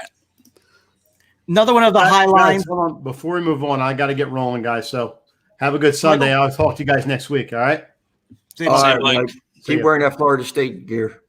I know you love this sweatshirt today. I'll mail it to your house, buddy. Listen, what they did was one of the most pathetic things I've ever seen in college sports. Listen, I hear you. That includes Rick Pitino bringing hookers to his team. I hear you. Unfortunately, I don't coach the team, so don't direct the anger at me. So, well, it's not no anger. It's just apathy. It's pathetic. I'll see you guys. Say, Mike. Another high line today, the 4-7 Giants against the 8-3 Seahawks. Seahawks minus 10.5, over under 47. Strength versus strength and weakness versus weakness in this game. The 6th overall ranked Seattle offense against the 9th ranked Giants defense, both top 10. And the 29th ranked Giants offense against the 32nd ranked Seattle defense, both bottom 4. There are only 32 teams in the NFL. Colt McCoy. Good thing they traded for Jamal Adams, huh? Yeah, it's working out really well. Colt McCoy is getting a start, but I have some numbers for you, okay? If you are a Giants fan or you are thinking the Giants have a worse shot in this game than they did with Daniel Jones, let me give you some numbers here. They both have 7 career wins. 7-21 for McCoy, 7-16 for Daniel Jones. Colt McCoy, 60.5 career completion. Daniel Jones, 62.4. Colt McCoy, 6.5 passing yards per attempt. Daniel Jones, 6.6. Colt McCoy, 30 giveaways. Daniel Jones, 35. Colt McCoy, 76.3 career passer rating. Daniel Jones, 83.7. They're the same damn player, statistically. Shut the. Statistically. No, they're not. I'm giving you the numbers. Career numbers. It Statistically. doesn't matter. The numbers don't lie. McCoy's about 10 years older. Yeah, like, come on, bro. Like, for real. Like, I understand you like to pick production is production. It's a results-driven environment. No. Anyway, the numbers are there. Colt McCoy babysat for fucking Daniel Jones. All right, stop. He's been in the league. You can't compare the two. I mean, it's apples. He hasn't really started that many more games, and those numbers are still there. How many more games did he start? 5. That's because one was a top 10 quarterback, and the other one shouldn't have been. Is a complete waste. Oh. Well, not right. You can't should have been, but I mean, listen. No, Colt McCoy's going to be a great offense coordinator, coach someday, and and he's going to do just enough. I know I mentioned in the last segment that I had Tyler Higbee, but I have to play Evan Ingram. I love Evan Ingram today. Actually, I mean, Colt McCoy has the arm strength to throw about 20 yards downfield. Evan Ingram will get 20 yards downfield, get a ton of catches against a shitty defense. But listen, at the end of the day, this is going to be a bloodbath. I mean, the Eagles fans in the area saw what Seattle did to them last week. DK Metcalf, I mean, I don't know. Does he have 200 yards by half? I don't know. Or are we looking at Tyler Lockett day to day? As strong as you want to say the 9th ranked New York Giants, they've also played the Eagles twice. They've played some bad teams. I mean, we're going to look at Seattle. Big time, 35 points. This game is going to be maybe a 35-20 game, something like that. Seattle big over the Giants. Yeah, I mean, look, Seattle's offense has not been playing as well as it was earlier this season. And the Giants' defense has been playing better. I don't think statistically they're a top 10 defense, but I don't consider them a top 10 defense. But I think, listen, Wilson in this offense outside of DK Metcalf, they got to put Russell Wilson especially, they got to start putting points on the board. Listen, DK Metcalf torched the Eagles last week, 10 catches, 177 yards. They got to score. They got to get better in the red zone. I think this is a get-right game for Seattle, especially on the offense. And you know what? Even the defense, too. Even though they're the worst defense in the league, I think this is prime for them to get right themselves. Listen, you talk about the Jamal Adams trade. The guy can't cover, but he never could, even with the Jets. He's a box safety. He's a box guy. He plays around the line of scrimmage. He's more like a linebacker. And they're real valuable in today's NFL. Right, exactly. It's not. It's you give up 2 first-round picks for him. It wasn't a great trade from Seattle's end, but I think they need to get better on the pass rush as well. And like I said, this is a get-right game for Seattle. I think they win this game easily. I would lay the 10.5. I don't expect much from the Giants offense with Colt McCoy on the board. Their only hope is to do what the Eagles did last week and hold Seattle to, something in the mid-20s. And then you might have to worry about a backdoor here. But by the hook, buddy. Yeah, always by the hook when it's 10, 10.5. Okay. Like when it's 10.5, absolutely. So Hess, earlier when I told you that I like Minnesota and Survivor, you were not enthused by it. You thought that there was a chance that the Jags could kind of pull that out. Mm-hmm. Would you rather play Seattle and Survivor? Absolutely.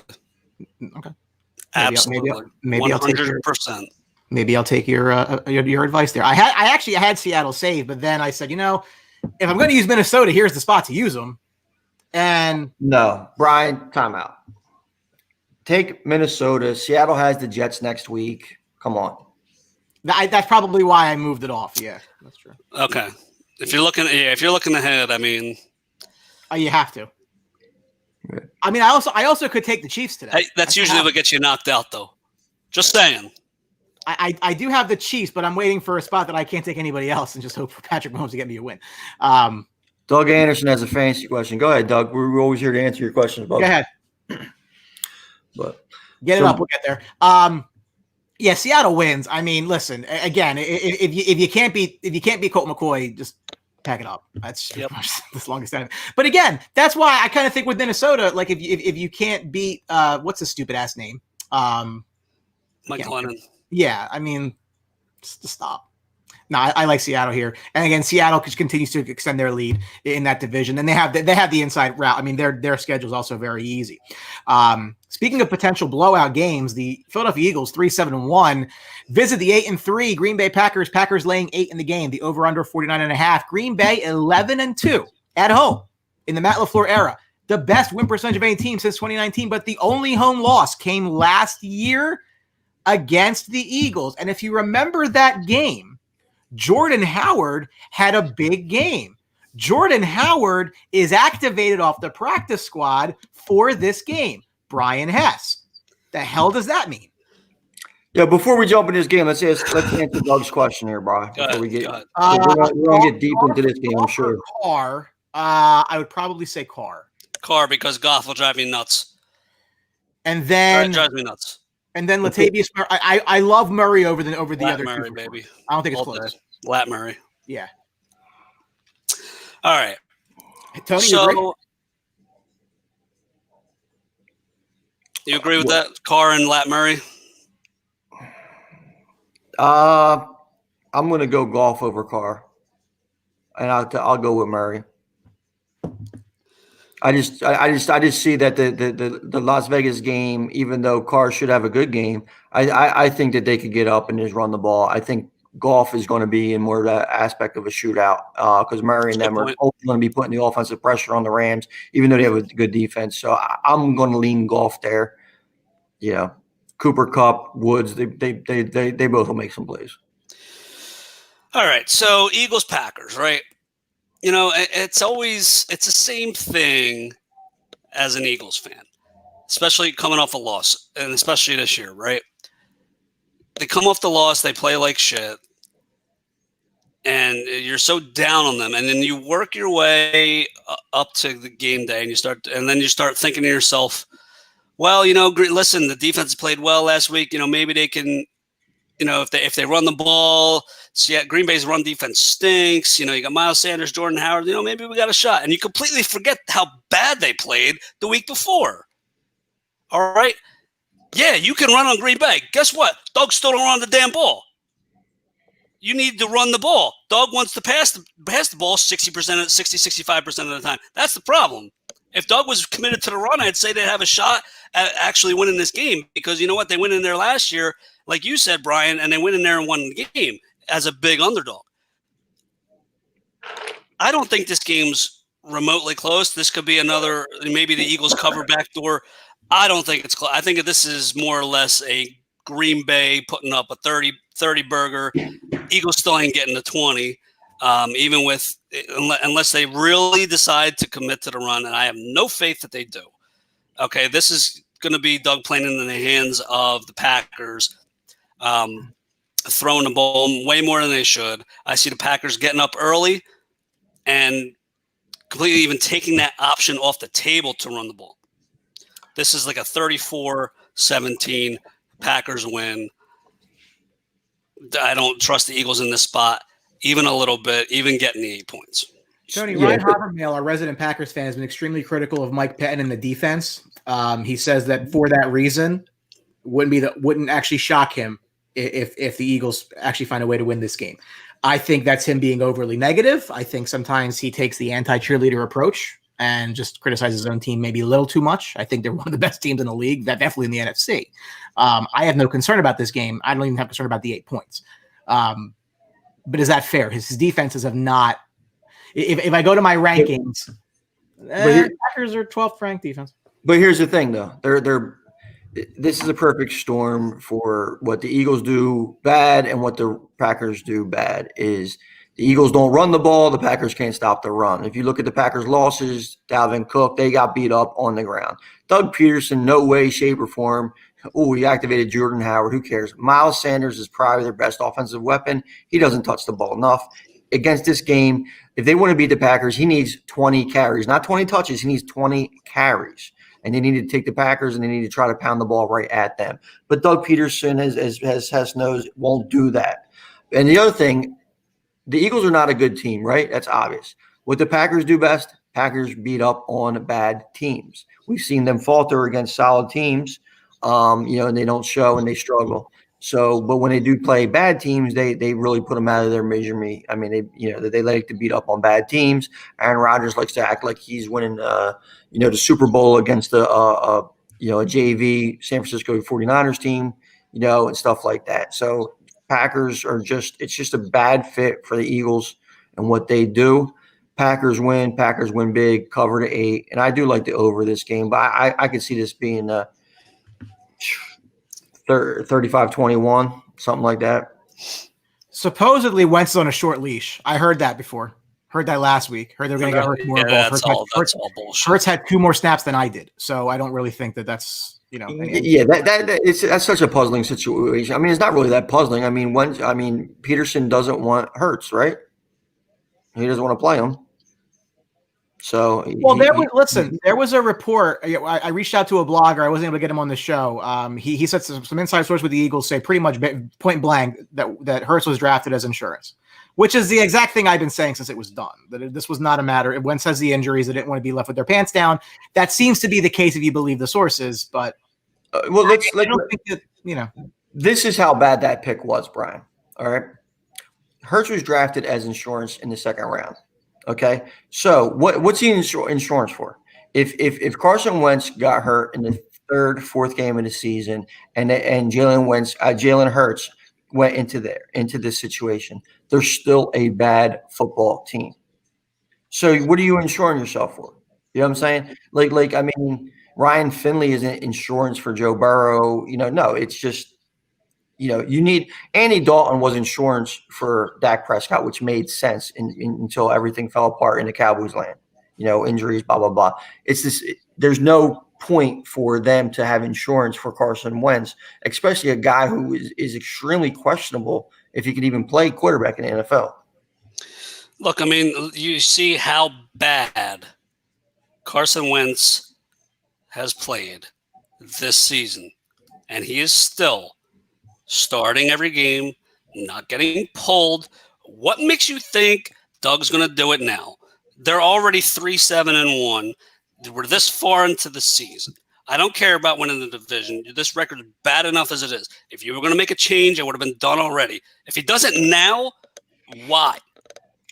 They would be to get Jalen Hurts time behind center. That would be the only reason, because this team is so bad. What's the point of putting him in there now to spark the team now? You got 5 games left. What's the point? And this is what I said last week, Wes. I know you weren't on the show, but listen, if I'm the Eagles, I play Hurts. You know why? 2 reasons. I have no interest in winning this division or any other games for the rest of the season. 1. 2, the offensive line is in such a shambles. If I do truly believe Carson Wentz can get it together and pull it, I don't want him playing the rest of the year. Okay? Because right now, you could be in a Joe Burrow situation where Carson suffers a major injury and he's not even out for this season, but he's out for the following season or a big part of it. So now you're going in with bigger question marks. Get Carson, and he's soft physically, he's soft mentally. Just get him out. Tell him, listen, we're going to show Hurts. If they still believe in Wentz, if they get rid of Peterson or they clean house for whatever reason, then the new coach comes in. He has a good look at what Jalen Hurts can do on the field, and now you have Carson Wentz in your back pocket, and he could decide on which way to move. And guess what? If Hurts plays good, then you have a trade asset. If Hurts plays bad, then you can move on for a Roseman pick and just sum it up as a bad pick, and then you could continue to progress for next year. That's the direction I would like to go. Is it tanking? Sort of, kind of, but you also have an asset in the second round pick that you have a lot invested in that you need to see if he can actually play or not. Because what if they go and they rebuild this entire Philadelphia Eagles teams next year? Carson Wentz starts playing a little bit better, and now the Eagles are in contention for a playoff spot. Carson Wentz gets hurt, and now this guy who you have a second round pick in, Jalen Hurts, he can't play a lick, and you guys suck. That's the thing. So. You got to see Hurts. You got to see what he can do. I said on High Opinion Tuesday night, I said that there is a definite stream of action here, which results in Jalen Hurts never playing for this team. First and foremost, I'm going to ask you this question when I'm done, Hess, is how he's got to go. Doug, I think, will go, right? So new regime's going to come in. Carson Wentz's contract is cost prohibitive to get rid of at the end of the season. It opens up at the end of next season. So that new regime gets 1 year by force of what do you have in Carson Wentz. I think the roster around him is so bad, it's not going to make a difference. There's going to be a bad team again next year, regardless of how good he may personally play or whatever. So then he's going to get after that. New regime brings in their guy at quarterback who they want to be judged on, which means also Howie and Doug being, frankly, the bigger Hurts people in the organization. The new regime has no connection to him, no tie to him. He just doesn't play for the team. So realistically, I mean, Jalen Hurts maybe he never was in Philadelphia, not even just in anything. So my question to you has right now, gun to your head, of the 3 main culprits, if you will, the GM, the coach, and the quarterback, who's here next year? Carson Wentz, no doubt. Yeah, you can't get rid of him. Money. I mean, the contract. Okay. Of the other two, anybody lives? Howie. For sure? Yeah, I think they keep him, but they bring in a football guy like they did with Joe Douglas a couple of years ago. He does do wonders with the cap. Yes, he has pushed all these contracts now to the point where now they're over the cap by a lot. Yeah, but that's the funny part, right? Sure. Yeah, I can go into Hawk in the next couple of years and live fine right now if I want to. It's called debt. Okay, like the mortgage comes due at some point. All this nonsense, like, oh, Howie's a wonderful cap guy. No, he's not. The Cowboys mortgaged Tony Romo's contract umpteen times over and just kept pushing money into the future. Eventually, the bills come due. So and now with a cap that is falling, it doesn't look too bright right now. So, right. No, I understand that. But if you look at it, listen, the bills don't come due if the guys freaking play. If Carson Wentz plays better, if these guys that are actually paying play better. We said the same thing about the LA Rams. We thought the LA Rams were done because they have all these huge contracts. But no, what did they do? They drafted well. They're playing well. See, now you don't have cap issues because you're still paying Jalen Ramsey. You're still paying all these guys a ton of money. So we thought they mortgaged for a 2-year window. Okay. And then it would fall away. But no, they have a better coach. They have a better system. They're drafting better. And now they're a better organization. So this whole, scared this whole, cap out at the Philadelphia. I just seen the Zach Wheeler on the market because of finances. So I got the Phillies in my head. It's just one thing or another.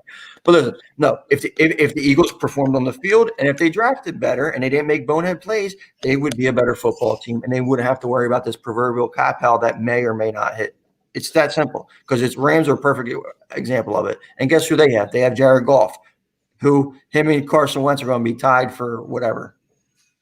Right. You bring up the Rams. I mean, listen, they've been hitting on their later picks. They've been doing this drafting without first-round picks, and they've been hitting on these later picks that the Eagles just don't do. And McVay, for whatever you want to call him, I think he might be overrated in aspects in some parts, but he does very well in other parts. I mean, compared to Peterson, he's doing a much better job. Agreed. Last of the afternoon games, New England Patriots 5-6 visit those 3-8 Los Angeles Chargers, laying 1.5 in the game over under 47. Pats have not lost 7+ games in a season since 2002. That's probably going to happen this year, is my guess.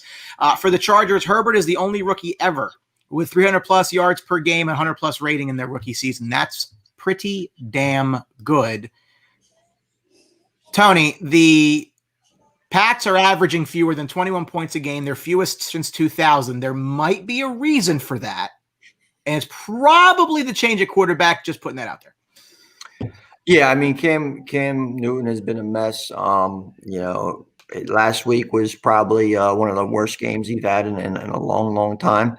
I think this is going to boil down to that the Chargers are not going to be able to the Patriots are not going to be able to score with the Chargers. I think the Chargers just have too many weapons on offense. Herbert's playing too well. They're throwing the ball around. If the Chargers do lose this game, it'll be a blunder by Anthony Lynn, as we already went in depth over already. But I just see this is the Chargers game to actually finally get another win under the belts.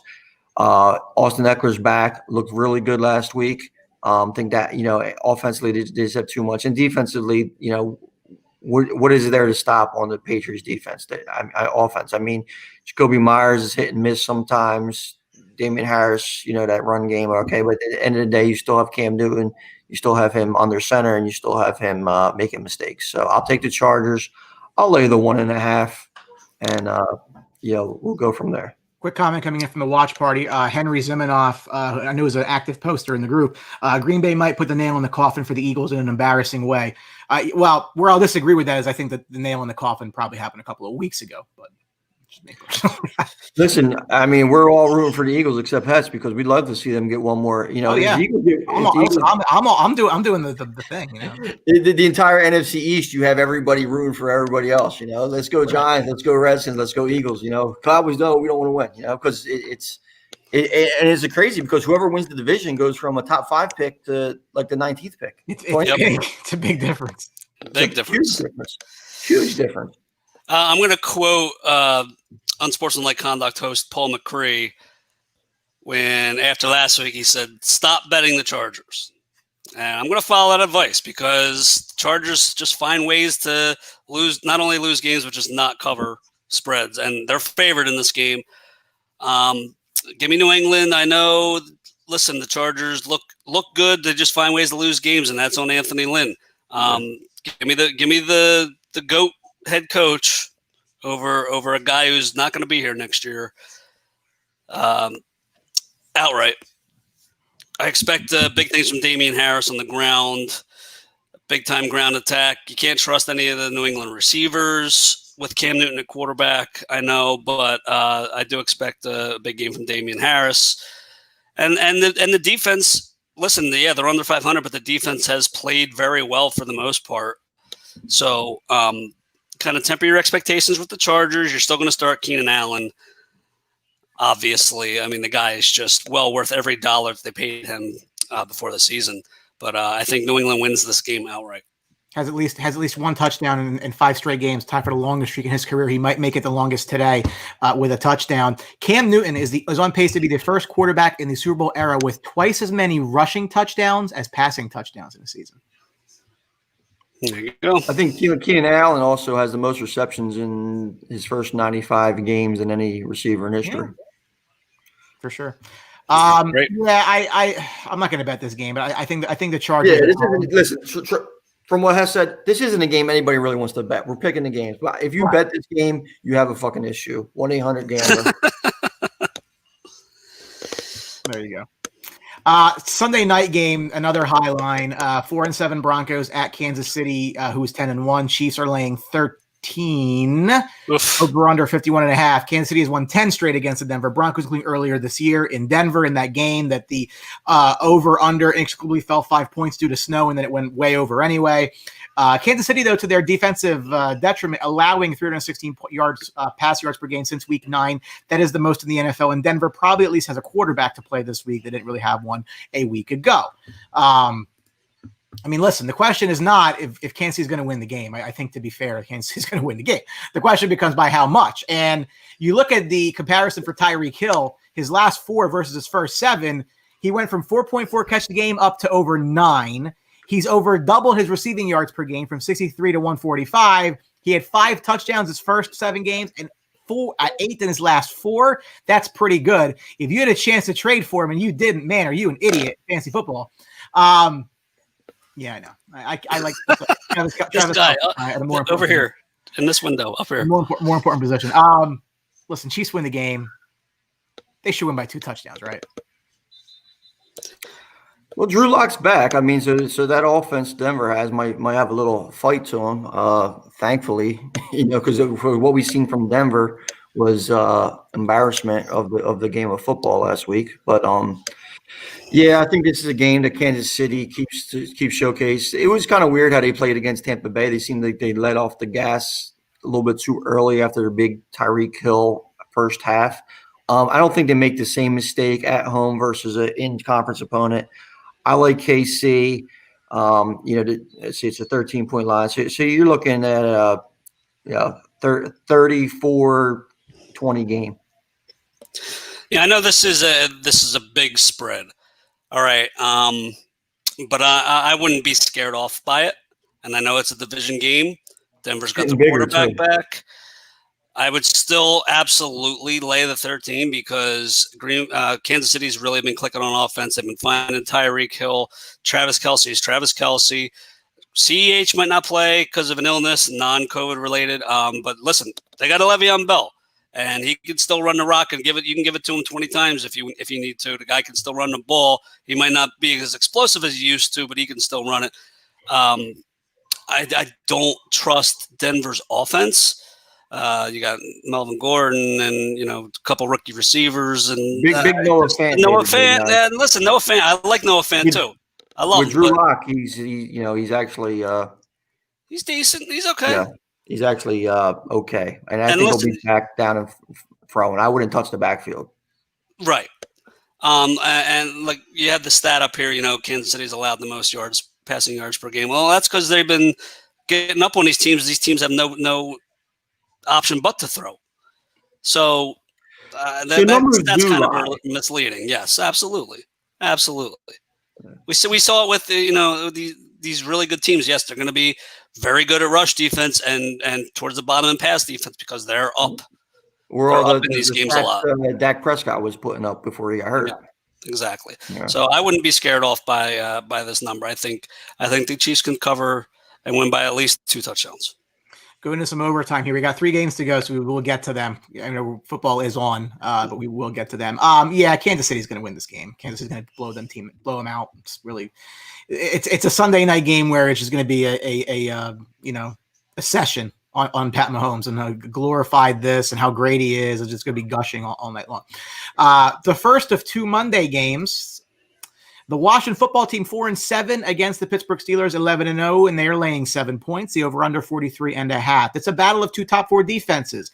Pittsburgh, though, the only team in the league with 3 wide receivers with at least 500 plus yards and 3+ touchdowns. Claypool, Deontay Johnson, Juju Smith-Schuster. The Steelers lead the league in both sacks and takeaways for the third time in the Super Bowl era. No other team has done so once in that span, and more than once in stealing strike season. So the defense is leading the way here. There are people who think Washington has a shot in this game. Just your opinion there. I'm not necessarily in that camp. Go ahead, Tom.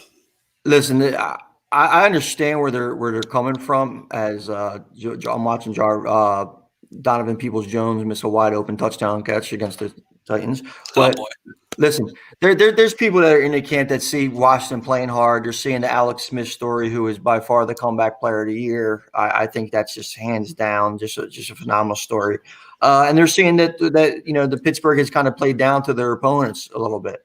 But at the same time, listen, let's be real here, okay? Good story, team that plays hard against the Steelers, who are a good team playing hard. Will they cover the 7? Probably. I'd feel very comfortable going into Monday night after I have a big day today, taking the Steelers, laying the 7, and not worrying about it. That line will probably be over 7. So let's play them hard. Yeah, we'll see it for a little bit, but I think the Steelers come out and take care of business Monday night. Listen, you look at this line. Why is Pittsburgh only given 7 points? The game we just covered was a 4-7 team at a 10-1 team. 13 points. Jacksonville Jaguars just scored. So a weird touchdown there. This is a 4-7 team at an 11-0 team, and this spread's only 7. I think Steelers have been playing down to their competition. I mean, I love Washington plus the 7. They've been playing so hard, been playing hard for Ron Rivera, especially since Alex Smith has been back in there.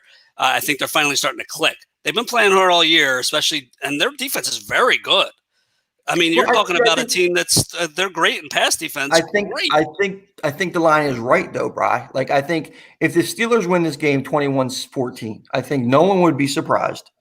You know what I'm saying? So I don't think this is going to be a 14-13 game, a 21-24 game where it's going to be close. A lot of people are loving Washington because of everything that we missed. But I think the line is right. Vegas, more times than not, gets the line right. Doug Anderson noted Washington fans, the trap game for Pittsburgh looking ahead to Buffalo, thinks Washington covers. That's just possible. I don't think they win the game. I mean, I'm not going to sit here and say the Steelers are going 16-0. I think the couple games coming up, he mentions Buffalo. Yeah. They got the Colts as well. So, and I haven't been higher on the Steelers all season. I think they do have a lot of blemishes for an undefeated team. Mm-hmm. Right. And as far as the fantasy aspect, listen, Steelers are very good to run defense. Antonio Gibson has been stellar, especially as of late. Temper your expectations there. I think Terry McLaurin has a good game. As far as Pittsburgh goes, you're starting. Listen, like I said, Washington's defense has been very good, especially on the pass end. I wouldn't start Juju. I think the competition there, I think Deontay Johnson's your best bet out of those 3 receivers. Even Chase Claypool, you probably have to start just based on his touchdown rate, how it's been going. And he's been a breakout. I think Juju is the one you bench here. I think he's clearly the 3rd option now. And, is James Conner going to play? Yeah, I'm hearing no. Okay. And you're rolling with Benny Snell. That he's been their top guy when James Conner's not been in. So James Conner doesn't move the needle for me either way when I'm analyzing this team. To be honest with you, it revolves around Ben. Around Ben, and then the run game plays off of him. So I see this as a 20-17 Steelers win, eking it out at the end. But I think Washington's very competitive. When you look at the Steelers' offense and compare it to how Washington's defense has been good, especially against the pass, is that front four. That front four for Washington gets the pressure for them, right? But when Ben gets the ball and there's new offense, he gets the ball out of his hands so quick. So I think that negates a lot of the success that they have in the pass offense. I mean, on the pass defense that Washington has. Him getting the ball out quick, I think that's where you're gonna make it. If Chase Young hits Ben Roethlisberger, though, it might be all bets off, buddy. It might be a whole different story. But Ben actually he's got a streak right now of 250 plus passing yards and no sacks taken in 4 straight games. That's tied for the longest streak since the merger. So if he gets it today, If he can avoid getting sacked today, another potentially good passing game, he would set the record there. I lean Pittsburgh. Not really betting the game. If I would take the money line. Obviously, that's what I'd prefer to do. Denzel Mims fighting in the Meadowlands. Big. The second Monday game looks like it might be a trap. Very, very, Thank you, Admiral weird Akbar. line. Very weird line. Buffalo Bills 8-3, San Fran 5-6. The Niners laying 1, over under 47. This game will be played in Arizona day after the Cardinals game. They're playing their next 2 home games in Arizona because of some legal issues in Santa Clara County. Buffalo is 1-8 on Monday Night Football since 2000. The only win was Week 12 of 2014 against the Jets. However, the Niners just 6-23 without Garoppolo since 2017. Somebody tell me why this is -1.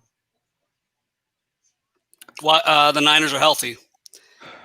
Outside of quarterback, I mean they're getting their defensive players back. Yes, it's a weird line, especially with them not even playing in the San Francisco area. They're playing this game in Arizona, but listen, Buffalo, you want to show me something? You want to show me like you're a legit contender in the AFC? Beat this team. Beat this team that you should not be an underdog to. Listen, the Niners, yes, they looked very good last week, and they've been looking good on defense, even with all these injuries. They have Mostert back. Okay, it's Buffalo. You need to show me, especially you, Josh Allen. You've been having a good year. Beat a team that you're supposed to beat. Even though you're an underdog, beat this team that you're supposed to beat. Show me something. Well, if they're an underdog, they're not supposed to beat them. It's just the records say you should beat them. It's the definition of an underdog. They're the underdog. They're not the favorite. San Fran's the favorite, so you can't bash just for them to beat a team. Come on now. Well, then beat the team that you're not supposed to beat. Then show me something, man. Show me that you can put up numbers against a good defense. Listen, I think this line has a lot to do with the Buffalo and people just not buying into them. I think that listen, the Buffalo's played the NFC West already this year, right? They beat Seattle, they beat the Rams, they lost to the Cardinals. Now they're on the 49ers. I just think that Buffalo has enough to get it done. 49ers are going to run the ball, but they don't have Kittles. Deebo Samuels came back, looked phenomenal. I just think that Josh Allen makes a couple more plays and they're able to get the win against the 49ers. Agreed. This line, I think, is more disrespectful for Buffalo than anything for the 49ers. Plus, they get the extra day rest, too, playing on a Monday. So I like Buffalo in this situation. Josh Allen got the highest passer rating in Bills history at 102.3 this season. Bills are averaging 370-plus total yards per game for just the 4th time in franchise history. They went to at least the championship game in 2 of the previous 3 such seasons. We'll see what that means. There's T.Y. Hilton with a touchdown on my bench. Wow. Here's the telling stat about that Josh Allen stat. It's that might be the biggest argument for the differences on how the game's played today as well. 30 years ago, when to say that Josh Allen is a more effective in passing game than Jim Kelly is just different era. It's a different era. It's just a different era. So don't tell me completion percentage, this percentage, that percentage. It's just a different game.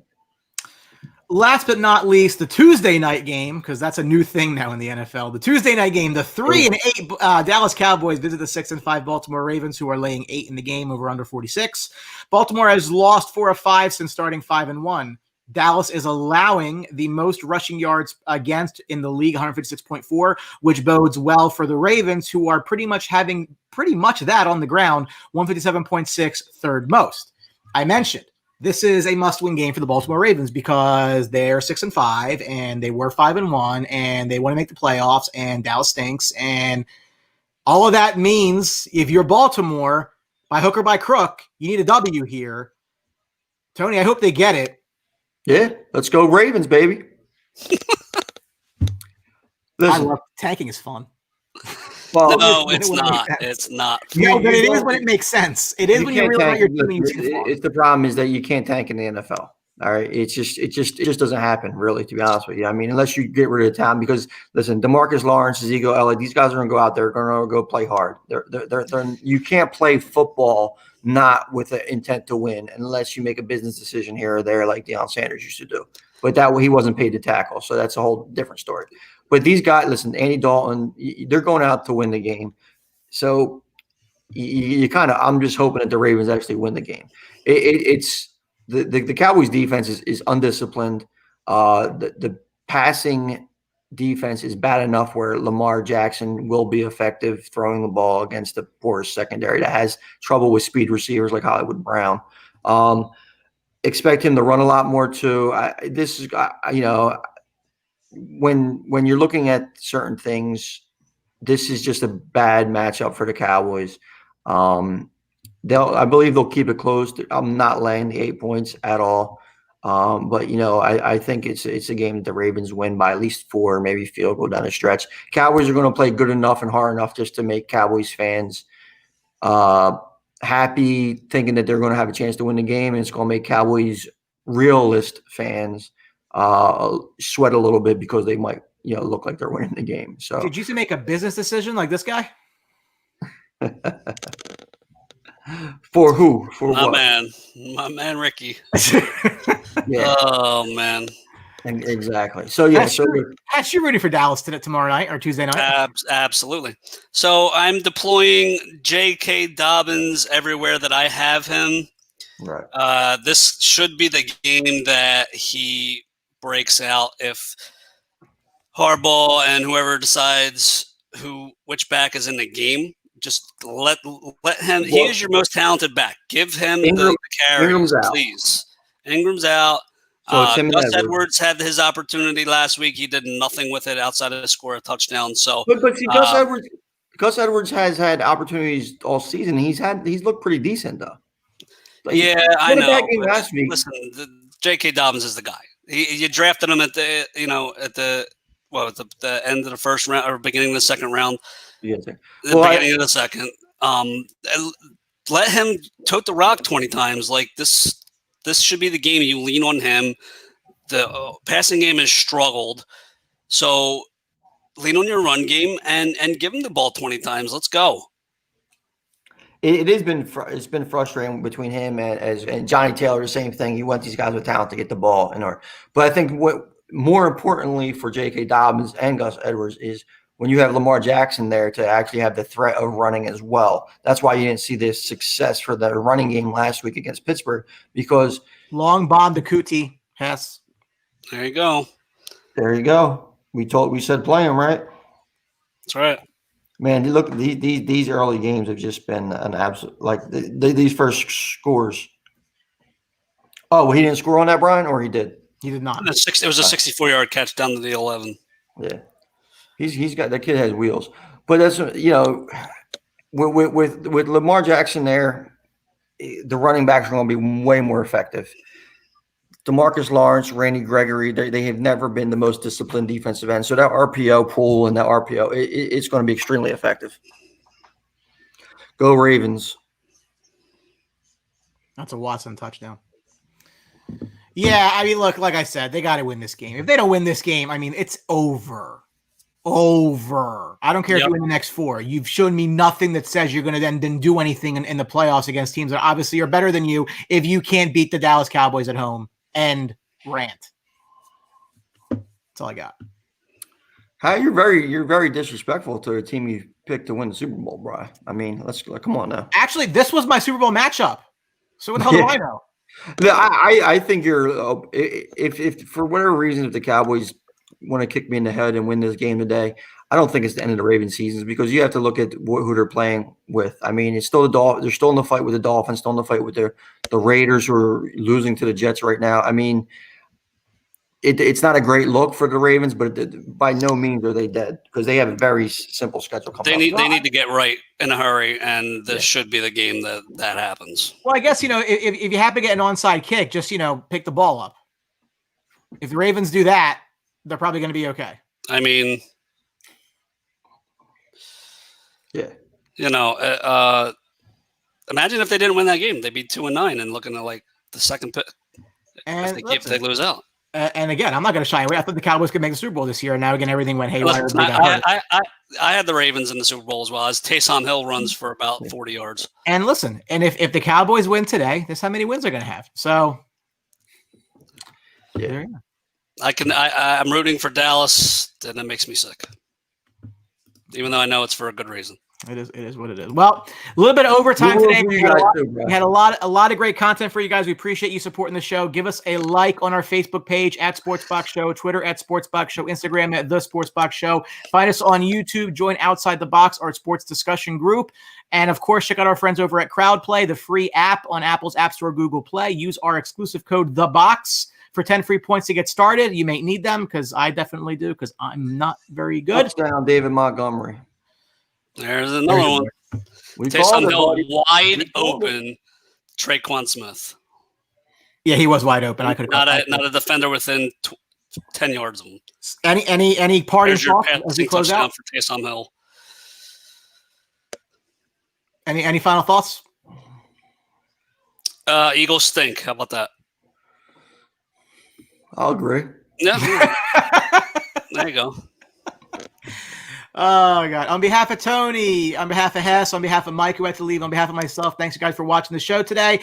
Catch us this week at a very special guest tomorrow night, the newest member of the Texas Rangers, pitcher Joe Gatto, will be making his return appearance on the Sports Box. We'll be live at 7 p.m. with the boys on Sportsmanlike Conduct. Did you see what MLB did when they announced the signing? Yeah. You gotta put that up tomorrow night for him. Jets interception. Already up 7-0. Oh boy. Wow. All right, guys. Enjoy football. All right, gentlemen. Later. See you guys.